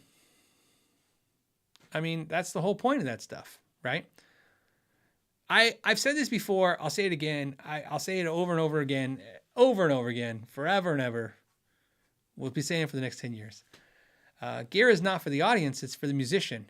It's a tool that you use, that inspires you, that gives you motivation, that makes you happy. And then that translates to the audience. Sometimes you have to fake it with the audience. When you play a bad note, you have to fake it in front of the audience, right? Like, I didn't do that. Right? You're putting on a show. You're an entertainer, for Christ's sakes. So your job is to give the audience the best show. When somebody says, the audience can't tell the difference between a Soldano and a Line 6. I'm like, well, maybe they can, maybe they can't. That's not the argument I want to make today. The argument I want to make today is your job is to make that amp, whether it's the Line 6 or Soldano, sound amazing to the audience. I use the analogy all the time, just like my chef analogy. The chef is to make the food great. If they have stewed canned tomatoes versus real fresh tomatoes, they know how to season it correctly so that hopefully when they get it, it's going to be palatable. So that's your job to do that. Now, the reason I say that is sometimes it's a luxury, and in my opinion, to have expensive amplifier. Like I said, I would like to take my Warwick on stage and take it around. It's just a really expensive instrument, so I'm going to have a lesser price instrument with me. Same thing with amplifiers and stuff. I'll take stuff that, again, just a little bit more affordable, a little bit more easy, something that takes a little bit of abuse, something easier on the back. You know, all those things make sense. I totally think that's reasonable. And I don't know if the audience is going to leave the show going, remember when he used to have that Mesa? I know, it sounded so good. Now his tone is so 90% of that. So I'm just telling you, buddy, that there's other options, but I would caution you to get rid of a Mesa Boogie for a Blackstar. I said this last week that I was talking about this, about, no, I wasn't. I was my year in review video. See, it's all starting to mesh. That video is coming out in a day or so. In my year in review video, I talked about the Epiphone 59 Les Paul and how I reviewed that and what I thought. And one of the things I stated in there is, I don't know if I would have bought a Gibson R9 if I had the Epiphone 59, but I have a Gibson R9, so I'm not selling it to get the Epiphone. That's kind of what my theory is. I don't like to sell high-end or quality pieces of gear to buy more affordable pieces of gear. It's not something I feel like you're taking a step down, and there's nothing wrong with that. I'm just being aware of it, right? So you have to be cautious when you do that, because it's going to suck if you have to sell that Blackstar to go buy a Mesa Boogie. It's going to suck badly, especially if you're in Australia. Okay, so we have I don't know. I'm going to say An 135 says, just thought I'd share. I made my first ever guitar neck from raw blanks, spruce with rosewood board and aluminum truss rod telly neck. Very proud of myself. Congratulations, man. That is pretty awesome. It's a, I think, like I said, my big joy always came from tearing stuff apart and putting it back together. And more so than creating something from raw materials and saying, hey, this was a thing, and now it's, this was raw and now it's a full thing. But I think the joys are the same. The accomplishment of, fixing something is sometimes the accomplishment of repairing or creating something. But I do identify with what you're saying. Logan677 says, hey Phil. Hi Phil. He said hi Phil. Hi Phil. What would be a better amp for bedroom playing? Katana 100 Artist or Katana 100 212? Are they different? I don't know. They are different. Because you're right, the Katana 212 100 are the Artist. I have heard nothing but amazing things. Sorry guys, I have to shift myself here. I have heard nothing but amazing things about the Katana Artist. I have not tried a Katana Artist. I have two friends that have the Katana Artist. They tell me it's a level up from the Katana for sure. I don't know. I mean, I'm just guessing. I would say Artist. I would hope that a bunch of you guys will chime in that have or tried the both of them. I have played the Katana 100 112. I played the 50 watt 112. I've never played the 212. And I've never played the Artist, so I can't tell you. So, I mean, everything for me, it's just, would be me guessing. And so that's what I gave you a kind of general guess, but hopefully somebody will chime in with some real answers here. Thank you. Here I am for the super chat. Fret level midnight says, refretted my 2000 American Strat with Jesscar stainless steel frets. Biggest upgrade I've ever done to a guitar yet, and by far the most dramatic, in my opinion. Yes. What's funny is one of the things that when I talked about, was it last week or the week before that, I was talking about refretting with stainless steel frets. I got some comments on that. I saw them. A lot of them were interesting, good. Like I said, interesting and good. Some of them are interesting and weird, as you do sometimes. Weird just being not the thought, not the response I thought I would read. But one of the things that somebody said was they were talking about the downfall, of course, refretting your guitar on stainless steel frets is the massive change in sound. And here's the interesting part. I have found myself over the years being like anyone else saying, oh, I don't like the sound of this thing because I tried it and I didn't like it, and therefore, like stainless steel frets, I would say, oh, they're always bright. They're bright sounding. They're bright sounding. They're bright sounding. Here's the thing. Sometimes it wasn't the frets, it was the guitars. So as I've bought guitars that have stainless steel frets, they tend to have a tone, and I attributed a lot of that tone to stainless steel frets. And then now that I've refretted so many guitars with stainless steel frets, and the before and after when you play them, do I notice that they're a little brighter? Yeah, I do. But here's the funny thing about this. This is a very minor change in most cases. In most cases. So I don't notice a huge difference with it. In fact, I would say in my personal opinion, there is more of a dramatic change in a bright set of new strings versus strings that are a little dulled from being played than there is between nickel and stainless steel frets. I'm not saying there's not a difference. There is a difference between nickel and stainless steel frets, but I'm saying the difference is not as dramatic as new strings versus old strings. So it's a difference, but it's minor. So I'm glad it worked out for you. I'm glad you liked it, and I'm glad it was dramatic. Matt says, any experience with the Lawler Imperial low high whine versus the Fortitude? I've not messed with that. I have some Lawlers. I have a Lawler P90 in this SG right here. And I didn't even know it was in there until one day. I bought it used, so one day I restrung it and flipped the pickup cover, and there was a Lawler in there. So I played some Lawlers, but I'm not very versed in them. They're not a pickup that I have tried many of them. I have probably one in the shop. I don't know what I have, but I know there's a Lawler down there. So not a whole lot. So versus the Fortitude, I just don't know. I like Lawler though. So, I like his stuff. What I've played, I've liked. J Marble 95 said happy holidays and all the best 2023. I'm excited for 2023. A lot of stuff coming.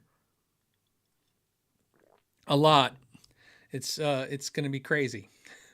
I feel like when I say that, I'm always overhyping it, but we'll see. We'll see if I'm overhyping it. You guys will have to tell me in January. Jack Lowe says, how did the 20-inch radius of the Strandberg feel?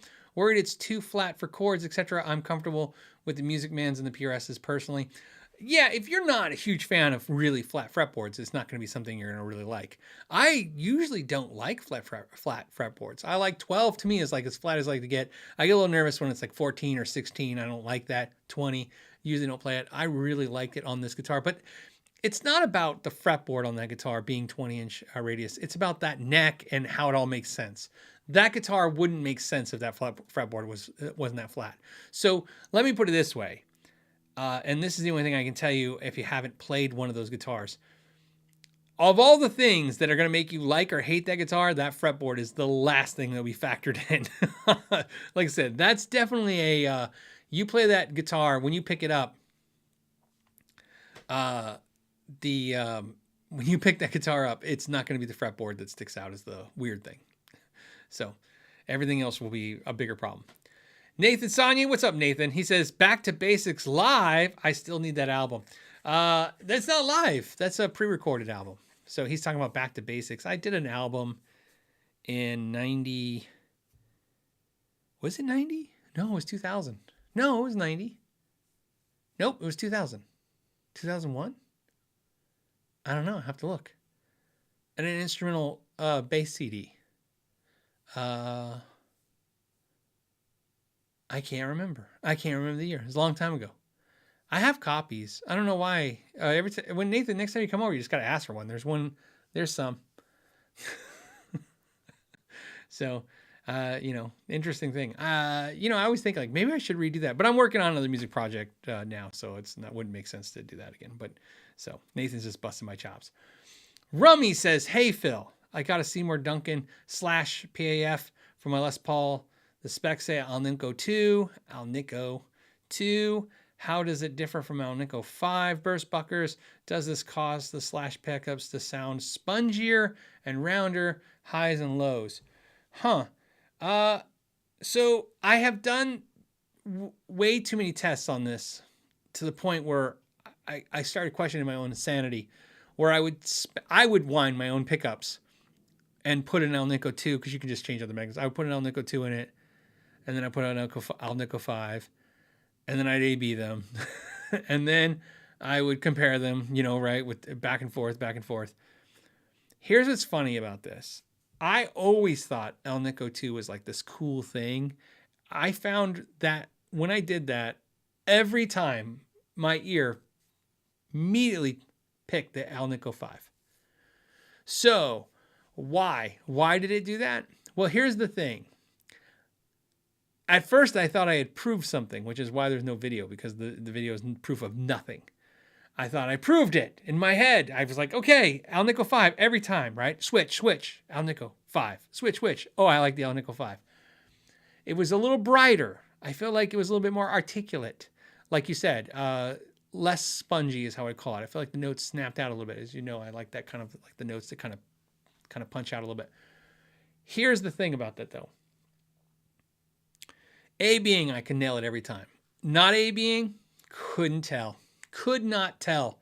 So in other words, if you put an Alnico 2 pickup in the guitar, same pickup, same winding, same wire, same wraps, let me play it, pull it out, put the 5 in, right? Let me A-B them. Every time, I promise you, with a blindfold, I will nail the Alnico 5 every time.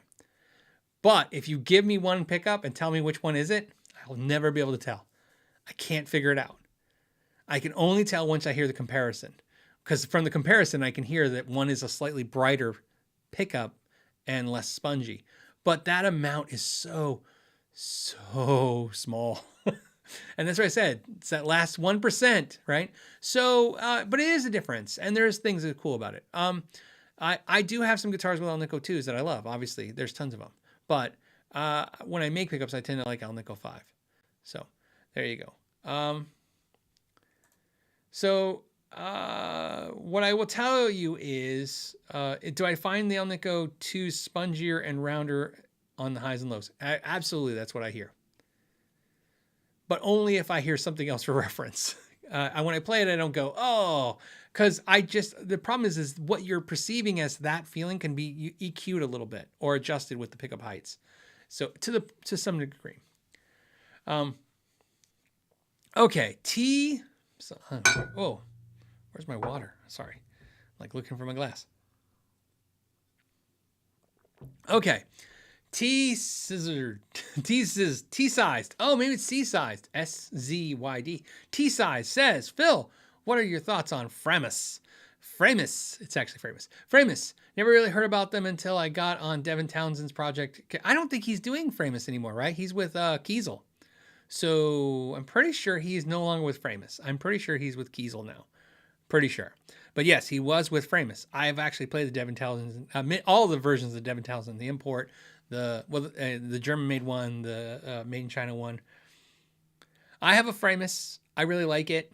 I told the story once. I had one we built at the factory where I did the neck and I did all the stuff. And this was the question: should I just eventually unload the footage? Because I have all this footage of me doing everything, and then the guitar never got completed, so we never got it completed. But obviously, the Framus I have is I love it. It's sometimes in videos. I will tell you this: the Framus I have, every time it's in the video, I'd say that Nags is the runner-up. The Nags, which is behind me, the white and the seafoam, that guitar and the Framus, every time they're in a video, somebody puts a comment, what is that guitar?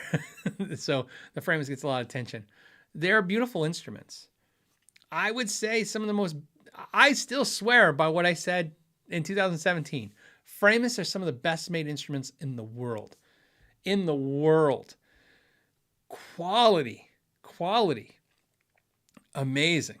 I would, hands down. The way they build them, the way they do it, it's just a quality. It's amazing.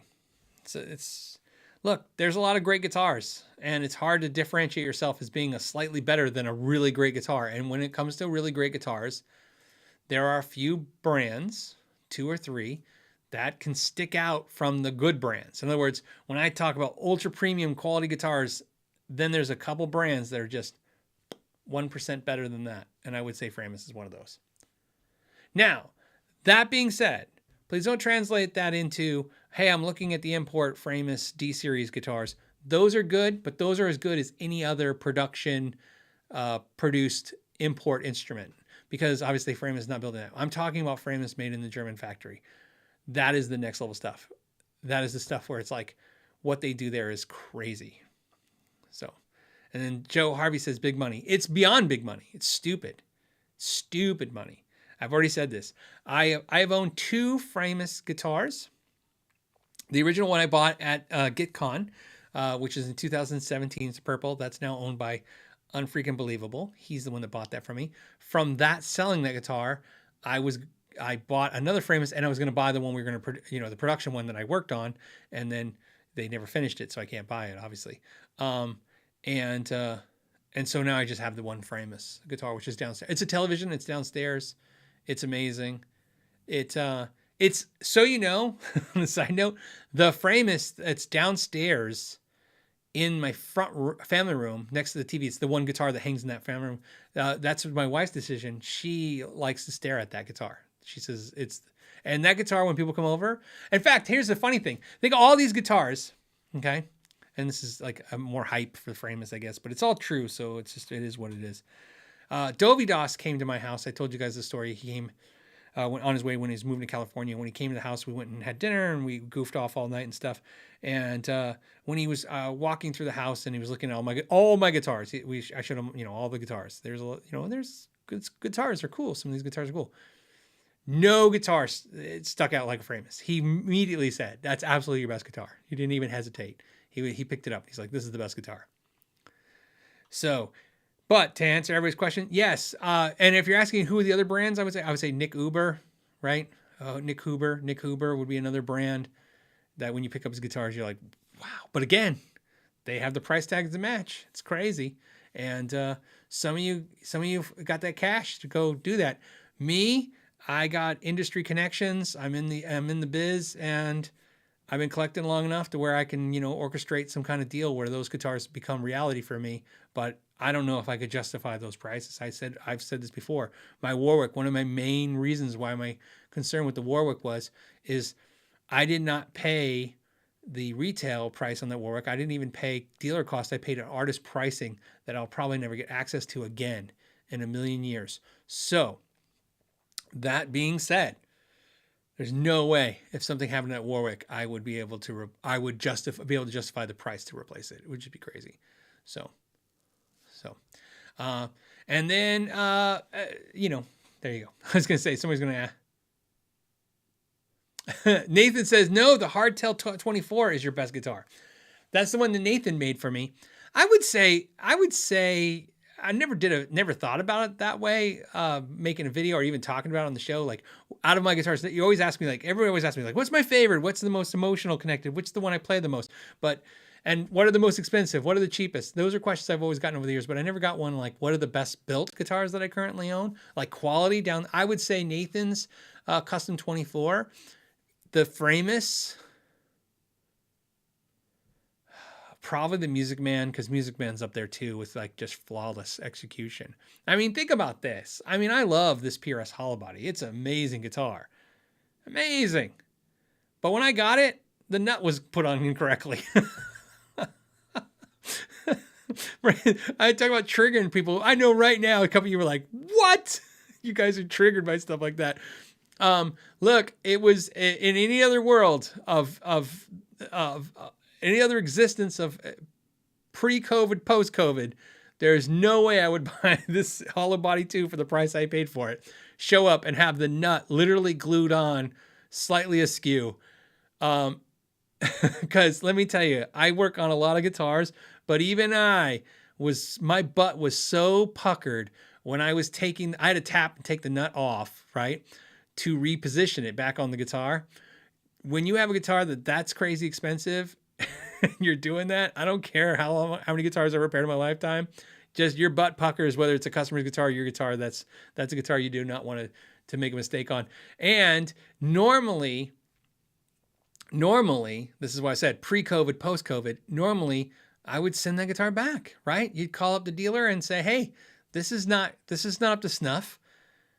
This has got to go back. But when I bought that guitar, I had spent 3-4 months every waking morning, every waking afternoon, every waking minute before bed, looking at available guitars when they were coming in from dealers. And that thing popped in out of nowhere. And if I didn't buy it, it probably would have sold in the next 10 minutes. And you couldn't get them. And I knew if I sent it back, I wouldn't get another one. And so, I mean, I get my money back, but I wouldn't get another one. And I don't know if I would get one any better. And so and it was a fix I could do, right? It wasn't like a finish flaw. It was like okay, I'll pop the nut off, and it was glued on like I thought, and it popped off like I thought. I've done it a dozen, 100 times. I don't know how many times I've done PRS nuts. But it was a little different when it's like, also because you're like, and if I mess this up, I'm definitely keeping this guitar. So yeah, it happens. But so, I mean, I couldn't put it in that same list. I would put it in a great guitar. It sounds great. It's beautifully constructed, but it's not this. It wasn't the same execution. And I like to, again, just to disclose, for no other reason than, like I said, I bought that guitar full price from a dealer. So I have no reason to say anything other than what I'm saying, which is that other than that crazy scenario with that one thing, this guitar is a beautiful instrument on every level. And it's one of my favorites in how it's constructed and how it's done. So, and then I'm trying to think of other guitars that are beautifully executed. I kind of feel like I feel like I got to name some more names, but I'm going to just randomly grab them where I feel like the ones I gave you are honest to God, true. Like that's how I feel. So I'll just leave it at the Nathan's guitar, the Framus, and then that Music Man, I would say are all seriously perfect works of art. So,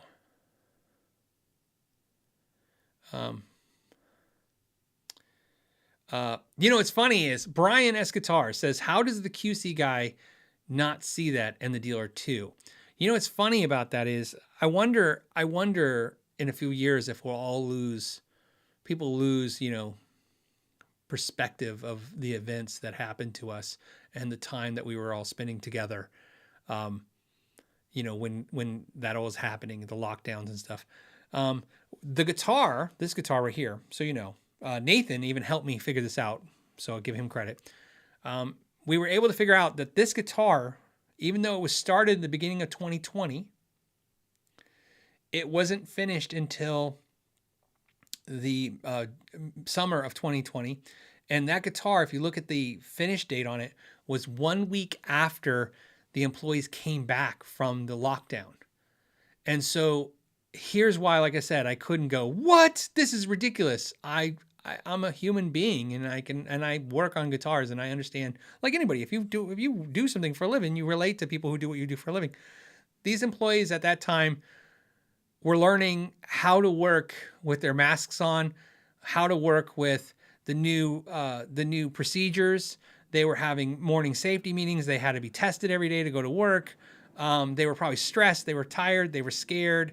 It sounds like I'm making excuses, but because now it seems like so silly what I'm saying. But at the time, remember, it was a different world. So I don't know if I could come down on PRS for putting out a guitar with a mistake like that the week that they came back from lockdown.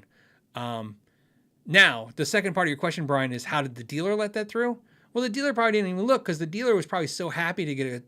Think about the dealer. And again, I'm not making excuses. I'm explaining. I would imagine the dealer got the guitar, probably so happy because they had been sold out. Remember, during lockdown, all these dealers ran out of inventory and there was no product.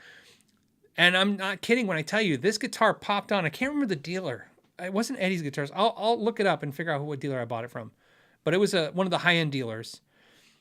That guitar popped up. It was the color I was looking for. It was what I was looking for. I bought it. It probably wasn't on their website more than a few hours from when I bought it. So, I mean, because guys like me were looking for it because apparently, I don't know, like I told you, I was in a mood. You only live once. I should finally buy that PRS Hollowbody I've always wanted. I don't know, silliness. Okay, let's get back to guitar questions and stuff. Let me refresh this.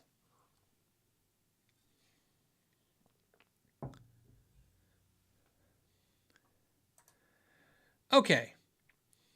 One of your sign-ons are great. I'm going to get to that in a second.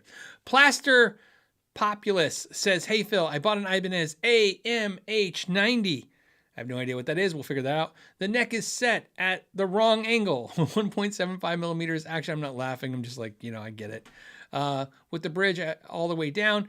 Any suggestions in the long term? I need to look up this guitar because those numbers make me nervous because it's not, doesn't sound, it sounds like one of the set neck models.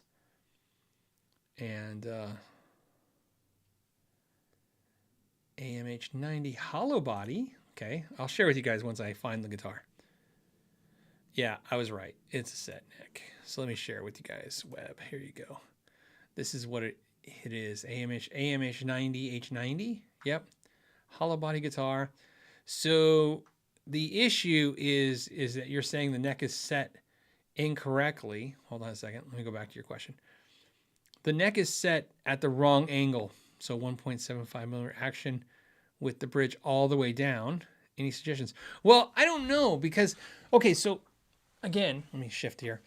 Yeah, I get it. 1.75, that's low. I mean, 2 millimeters is like the standard you're going to see most guitars sit at. Some guitar players, they need 1 millimeter. I mean, they want the action shreddy. And that's of course your preference. If your preference is to have low action, you should have low action. So I'm giving you two answers because I have to anticipate what you're saying to me. If you're saying it's 1.7 and it's not low enough for you, then I understand you're screwed because, hey, the bridge is all the way down, the neck angle is set where it is, and it gets a little tough. However, if you're saying like maybe it's fine, but you're a little nervous because then you can't adjust, and what happens if it moves? I could get where that gets nervous too. There is no easy fix, okay, for it, right? How would I fix it? Okay, so without looking at it, again, because maybe it's as simple as a couple adjustments. Sometimes when you think you made all the right adjustments, you haven't. You know, you're like, well, the bridge is all the way down. I've adjusted the neck. There's always a different way to look at something. I've done this many times where even, and again, I'm fallible too. So, I mean, I've done it where I thought I nailed it. And then luckily somebody that I work with can, look at it and fix it too. So in your case, maybe you made the neck adjustment and you got the bridge down, but maybe there's a way to adjust a different way. So think about that. The other thing is, if let's say you have made all the right decisions, you are stuck, there's no way to lower it anymore. I need to look at that bridge before I say what I'm going to say. Yes. I mean, how I would anticipate fixing this, let me go to it, is I would anticipate one of two things. I would either find a way to lower that bridge even more. Okay, so I know what you're saying is like, okay, that the spindle thing is turned all the way down and there's no way to go. But there's always a way. Maybe I'll pull the inserts out and drill them down a little lower and sink them in a little bit lower. That's probably the thing I would probably try to do, is get the bridge a little lower. That's a fix. You can also take nut files. I'm trying to get my pointer on my mouse. Why am I in zoom mode only? Anyways, so just bear with me with my magnifying glass. These saddles, let me go back to them. Drag to zoom. Sorry. These saddles, you can lower, if you're only talking a small amount, if you just need to get that last bit of there, some nut files, you file these slots, and it's no different than an acoustic guitar or a nut, and you can lower it that way. That's another way you can do it. Again, you can find little ways to get this bridge down. If that didn't work, then how I would do it next is I would pull the frets off, and I would literally plane the fretboard down and then refret it. That's what I would do. I mean, if I'm talking, if you gave me, because again, sometimes the problem is like I said, sometimes somebody will give me a task and say, this is what I want. And I just do it, and that's the cost of it. And some people obviously would say like, well, I'm not going to pay more than what I paid for the guitar. The guitar being, $700. I mean, you can't have me charge you $350 for refret. I mean, maybe you will. Some people do it. They're like, just make it right. I'm like, okay, I'll make it right. But I'm just giving you some insight. Those are two ways I would approach to figure out how to get the action a little lower if I was stuck at that. But before I would do any of that, I would make damn sure that there is no more adjustments to make. And this happens a lot. Like I said, before I would do that, even if you want to do the work yourself, even if I was doing the work myself, I would take it to someone who I trust to get a second opinion, right? Because obviously you don't want to do all that work and find out that, no, man, you can adjust it right here and here, and then it kind of worked itself out. Just a thought. Randy Crook says, hey, Phil, my current rig is a Fender bass breaker, an Epiphone 59 Les Paul with a Gibson Electronics. Keeley Darkside, that's a great pedal with the delay on there. LPD Lucent, LPD 68, Boss RV6, and MXR Phase 90. Any suggestions? You mean for more stuff for you to buy? Are you paying me super chat to ask me if what more you should buy? Sounds like you have a lot of stuff. Or is the question, what's missing in your rig? What's missing? Okay, well, you have a bass breaker. That's a good amp. I don't know which bass breaker. Keep in mind, remember, all bass breakers are different. So whether you have the 7 watt, the 15 watt, the 40 watt, 45 watt, they're all different amps. So differently, circuits, different everything. So the bass breaker is kind of a tough amp because it's one of the Fender amps that's like, that doesn't tell me exactly what circuit you have, whether you have, because one's more Marshall-y, one's more Fender-y, you know what I mean? One's more Vox-like. So, okay. But either way, it's good amp. I'll assume whichever one you have doesn't matter. They're all good amps. The 59 Les Paul, we already decided that's really good. With the Gibson Electronics is obviously good. Keeley Darkside, the Lucent LP68. Their RV6 is your reverb. MXR is your Phase 90. Any suggestions? With that amp, I would get a compressor. Here's the thing about those amps, those bass breakers.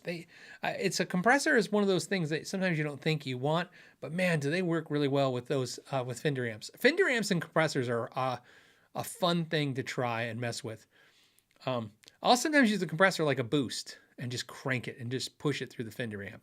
And so that's something I would suggest. Or if you're talking about something else you could be missing, get a Strat. You got a Les Paul, now you need a Strat. For no reason, just a Strat. Music Therapy Laz says, hey Phil, Merry Rockmas, and do you know anything about vintage 1980s Fernandez guitars? Okay, hold on. Picked one up at Norm's while in LA last weekend. Fernandez is a brand that, to me, like Aria Pro. And who else would I liken them by? Like Fernandez was that brand that wasn't ESP, it wasn't Ibanez, it wasn't Kramer, but it was a known brand, and it had a following. It has a following of players. A lot of them were made in Japan, some were made in Korea. I don't think they had an American line, not that I remember. Obviously, Fernandez had the Sustainiac in it. Some do. That's a technology. Oh, I'm gonna lose my voice. But to answer your question, wait, what is the question? Do you know anything about vintage 1980s Fernandez? Not really. I mean, not anything that would be different than anything vintage, like an 80s Kramer or 80s Aria Pro, 80s West Tones, 80s, Hamers. I mean, it's a guitar from the era. They're cool. They're different ones too. That's another guitar that's all over the place. A lot of them look like Charvel Jackson clones. I mean, that's what a lot of those companies in the 80s, a lot of brands popped up because there was these mainstream brands that were killing it, right? And again, I don't want to put all of them in this lump sum, but that's one thing where you see a lot of brands in the 80s for sure. You see a lot of new brands where you have Kramer. I mean, people sometimes forget how Kramer killed it when they came out. I mean, they were selling so many guitars that, they couldn't keep up, and you had Kramer and you had BC Rich and you had Jackson and Charvel, and just, they were the who's who of the brands. And then you had all these brands that were like them, that were either more affordable or they were just obtainable. And when you're obtainable, I mean, dealers could get them because it's crazy when you think about the 80s, especially the mid-late 80s, when you think about the fact that dealers had trouble getting hands on these iconic guitars that every guitar player wanted, because everybody wanted to be a guitar player and everybody wanted those guitars, those shreddy guitars. I just told you the story when we started the show about how I had this 70s a Gibson V and I didn't even want it. My buddy Thor has a funny story where he and I think it was like 88 or 89. I don't want to mess up his story, but he once told me the story I thought was funny. I told him my V story. He told me his story was he went to a music store one day to buy an Ibanez. He never had an Ibanez. He wanted an Ibanez RG, and it was like $600, and he only had $500. He's like, "Hey, would you take $500?" And the dealer's like, "No."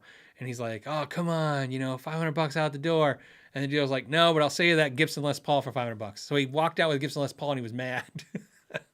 And now he loves Les Pauls, and now, you know, it ended up being the right choice. He would have never kept the Ibanez, he kept the Les Paul, but that tells you how different the market was for a while. Like, this dealer was like, I got this boat anchor of a Gibson Les Paul. So the mid late 80s was, you know, until Slash came and Zach Wild came, the Les Pauls were not doing so great. And the Fenders, you know, that's why Fender made the heavy metal Strats. So that's why all those brands were trying to copy these brands.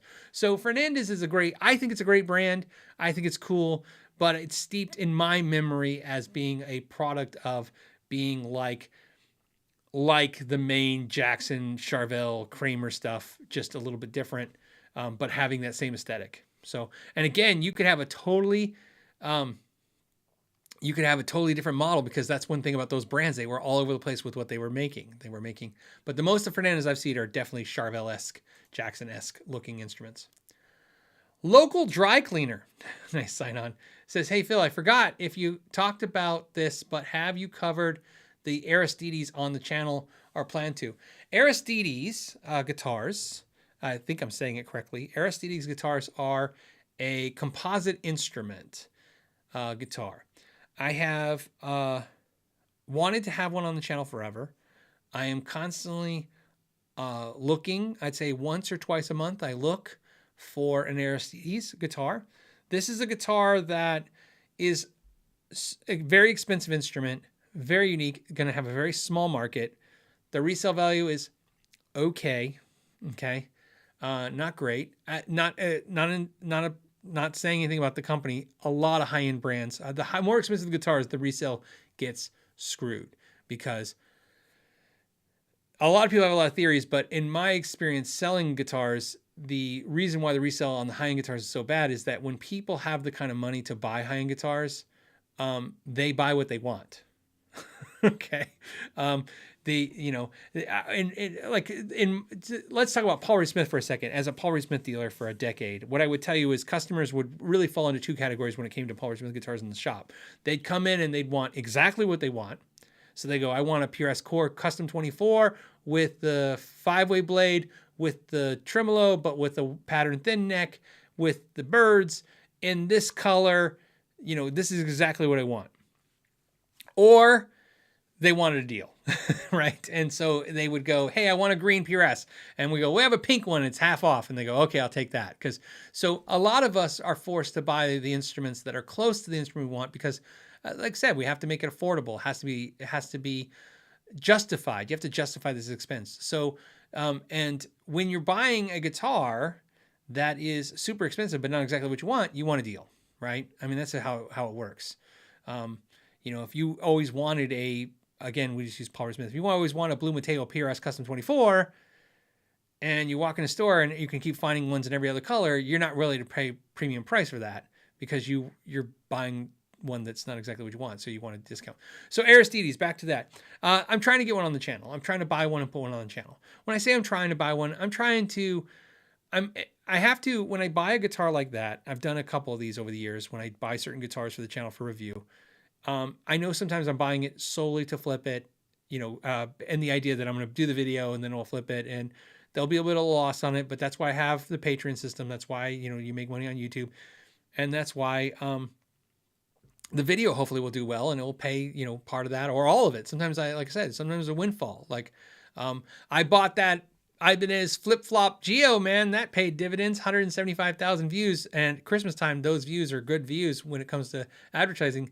That guitar's been paid over 3-4 times over from the video, but that doesn't always how it works. I can't anticipate that always. Sometimes I buy a guitar and, after I buy the guitar and sell it, if I sell it for a little bit less than what I paid for it, especially if it's new, and then what I get from the video, sometimes I break even, and that's fine too, but I'm just giving you the insight of how the channel works. The point of this is, that's a guitar that I kind of picture wanting. So I'm trying to buy one that I want, because it would be a lot better for me if I bought one, did a video of it, and then kept it. But I also have to anticipate that once I get it, I might not love it, and I have to flip it. So that's where I am with Aristides. It's a guitar that's on the radar. There are a bunch of guitars that will be coming on the channel eventually. I hate the one thing about this show, I hate talking about this, is because then months go by and you're like, whatever happened with that? And it's like, I don't live in it's going to be next week, everybody. It's just, there's always something in the pipeline working. That's how you have content coming all the time. So that's one of the guitars that I'm working on to do. I would really like to do a deep dive on that guitar and go through it. I really enjoy guitars like that. Weird guitars. And like I said, that's a composite guitar. It's really cool. So I don't know. So that's the answer to that.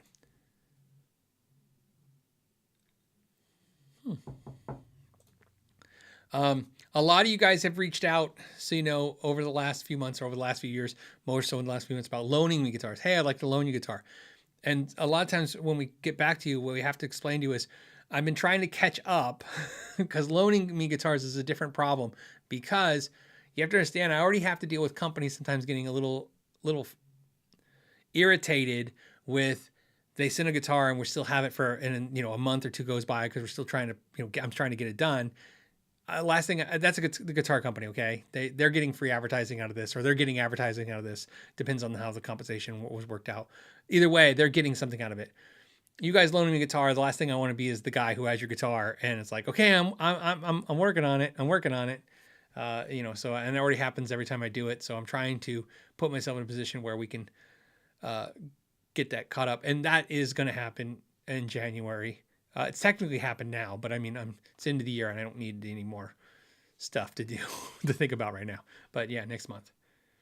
Okay. What else? Do we have another question? One last subject, one last thing. Hold on a second. Let me do this real fast. I have to pull this up. Last week, Amanda sent me a message saying I missed a super chat. So let me pull up the messages. At least I swore Amanda sent me a message saying I missed a super chat. There you are. Okay. Yes. All right. So thank you. I want to say thank you for Amanda. And this is what I was talking about the moderators helping and stuff, taking care of things. Amanda made sure that this question got saved. So this is from Every Note Counts. It says, thanks for teaching about deals. I got a vintage 2 Strat, vintage, I think the brand, free shipping and 20% off. Also got a custom shop Strat discount demoed and a deal also. Oh, cool. So it wasn't even so much a question as so much as just a statement about getting discounts. One thing I've seen with the comments over the years is a lot of you guys are basically say that basically talking about deals sometimes helped you guys, kind of figure out how to do things.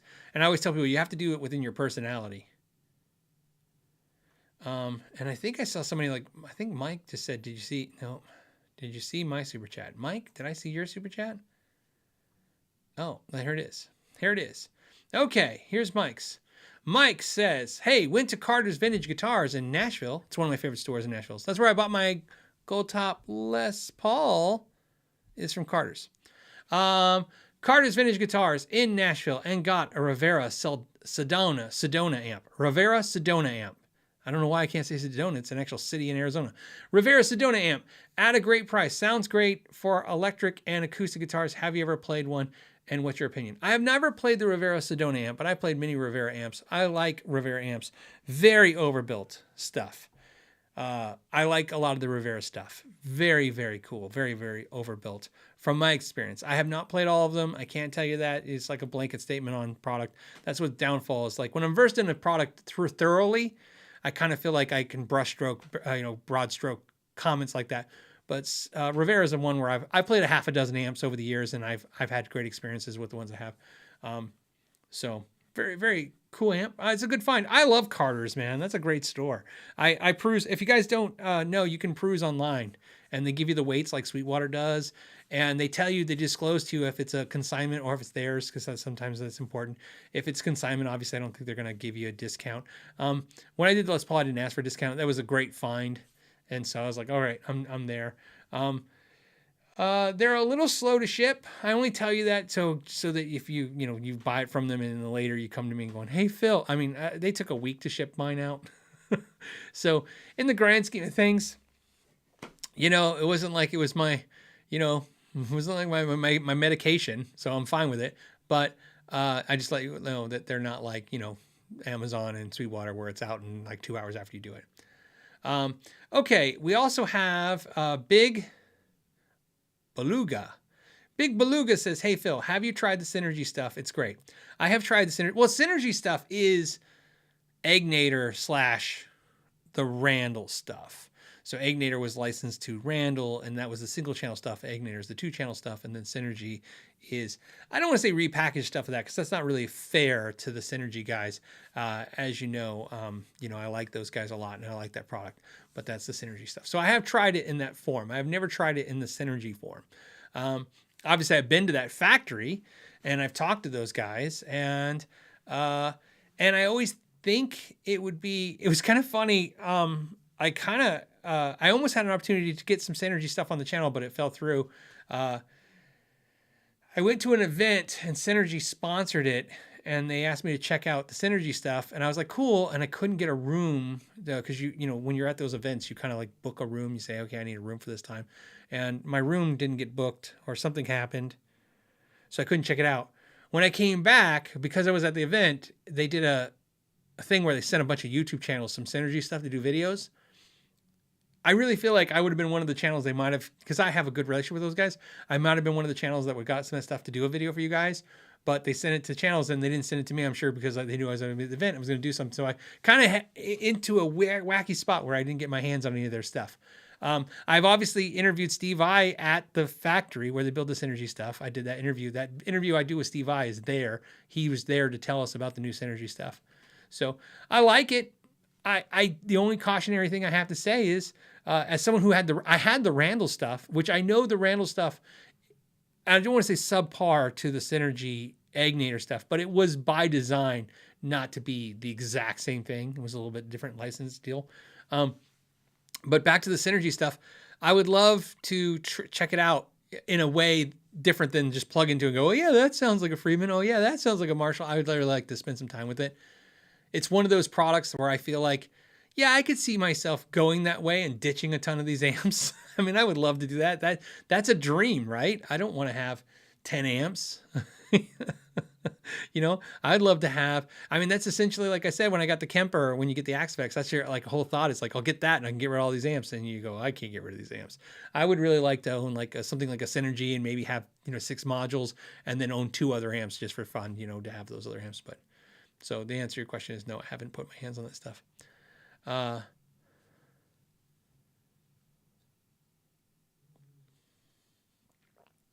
Litface says, can I discuss the full moon pickups for the Epi? I assume you're talking about the full moon pickups I put in the Epiphone for the Sharp of my Axe years ago. Man, I couldn't even tell you much about that. Like I couldn't even remember. I'd have to watch that video. I met a YouTuber I thought was messing with me once when I first started doing YouTube. I mean, I almost thought it was a dick move. I was like, okay, that was weird. I was new to the YouTube and, they were this established YouTuber with like, they had thousands and thousands of videos. And I was talking to him and I was doing the thing that I thought was considerate, like, hey, I love your channel and these are the videos I love. And I would talk about their videos and almost every video they were so like, I did a video about that. I don't even remember. And I was like, oh my God, he's this guy, right? Like, okay. He's too cool to talk to me about, right? I was like, okay. So I went with it. It was really, it's like, okay, cool. Now that I have like 900 videos, I mean, now I feel bad because they had thousands. I have 900 videos. Sometimes I'm talking to somebody and they're like, remember that video about this? I'm like, I remember almost every video I did, but to remember what's in those videos, it starts feeling like a blur after a while. It's just so to the full moon. I thought those were dark moon pickups. Maybe these aren't even the pickups you're talking about. You said full moon. So, and so I'm just assuming, Live, we're talking about the full moon pickups for the Epiphone. Could you discuss full moon pickups for the Epiphone? Or you could be talking about our full moon pickups. See, I don't even have a reference. Yeah. So we'll end on that. We'll end on my inability to remember. All right. On that note, we'll call it. It was a fun episode. My year in review, it will be out on Sunday. So that's my thing I do every year, where I talk about what I reviewed and what I liked and what I didn't like, and the highlights and stuff like that. Really cool. I wanted to get it out already, but I got a sponsor for it. It's Skillshare. Skillshare, they're not sponsoring this, obviously, but Skillshare I signed up and did Skillshare after I came back from Sweetwater. I didn't mention it. I should mention it in the Skillshare comment, but I didn't, which is my son wanted to help me with some stuff. He's helping me do some stuff just like my wife. And I unbeknownst to me, he signed up for Skillshare, and which just sucks because I had an agreement with him that I could get Skillshare for free. So he paid. But anyways, they're sponsoring. That was really cool. I'm trying to do more stuff like that where it's, less sponsored content, but more of just like I can talk about anything and just have a general sponsor. And then, so that's coming out. And then the other video that was supposed to come out this week did not come out. And I will explain that later. But what happened was a company, which I don't have a confirmation how deliberate this was. So I can't really like throw them under the bus yet, but I will as soon as I find out how deliberate it was. A company sent me a cool guitar. I actually thought it was really cool. But part of the decision process to do this video was I really liked the price of the guitar and I liked the features. The guitar came, I did the video. They asked me when the video would be out. I gave them the launch date, which I think I'm never going to do again. And I just so happened right before, as I was about to send the video out to patrons, I looked and they had raised the price of the guitar by 35%. And I think I've just had it with that. That keeps happening with these companies. They ask you to do a video and you do the video and then they jack up the price. So, yep. So I didn't put out the video. What I did, however, is I'm trying to get it to where they will correct the price for us, or they will give us a code to put it back down to the price for you guys at least. Because either way, I just don't like that feeling of, they anticipate an onslaught of sales, and so they're jacking up the price. And so he says, please name them. Well, here's the problem. What if I name them and then we get it all resolved and it wasn't, like I said, it wasn't a mistake? Because again, there's no proof that they did it because my video was coming out. Just seems coincidental. I'm finding out. But I will promise you, one of two things will happen. The video will come out. You'll figure it out from this conversation because I'll either mention that you get a discount code, or I won't do it and then I'll tell you guys what it was. Obviously, you wouldn't know the brand. That's the whole point. That's why, like I said, sometimes when small brands or unknown brands reach out to you, that's an exciting thing. We get to share new things on the channel, which is exciting. But I'm not here to, again, I don't sell their crap. I'm not here to sell their stuff. I'm here to share cool stuff with you guys and not figure, because I've said this before.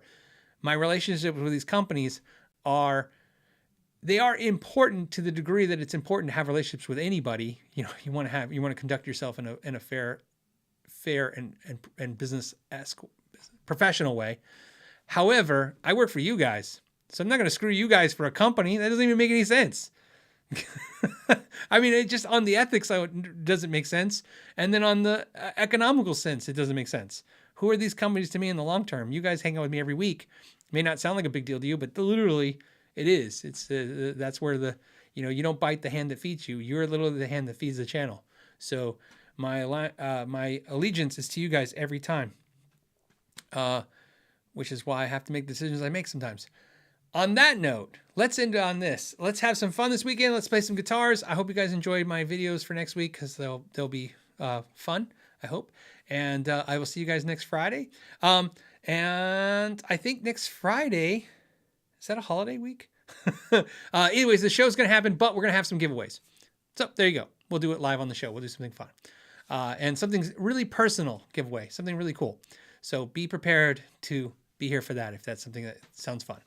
On that note, thank you guys so much for your time, and I'll see you guys next week. Until the next time, know your gear.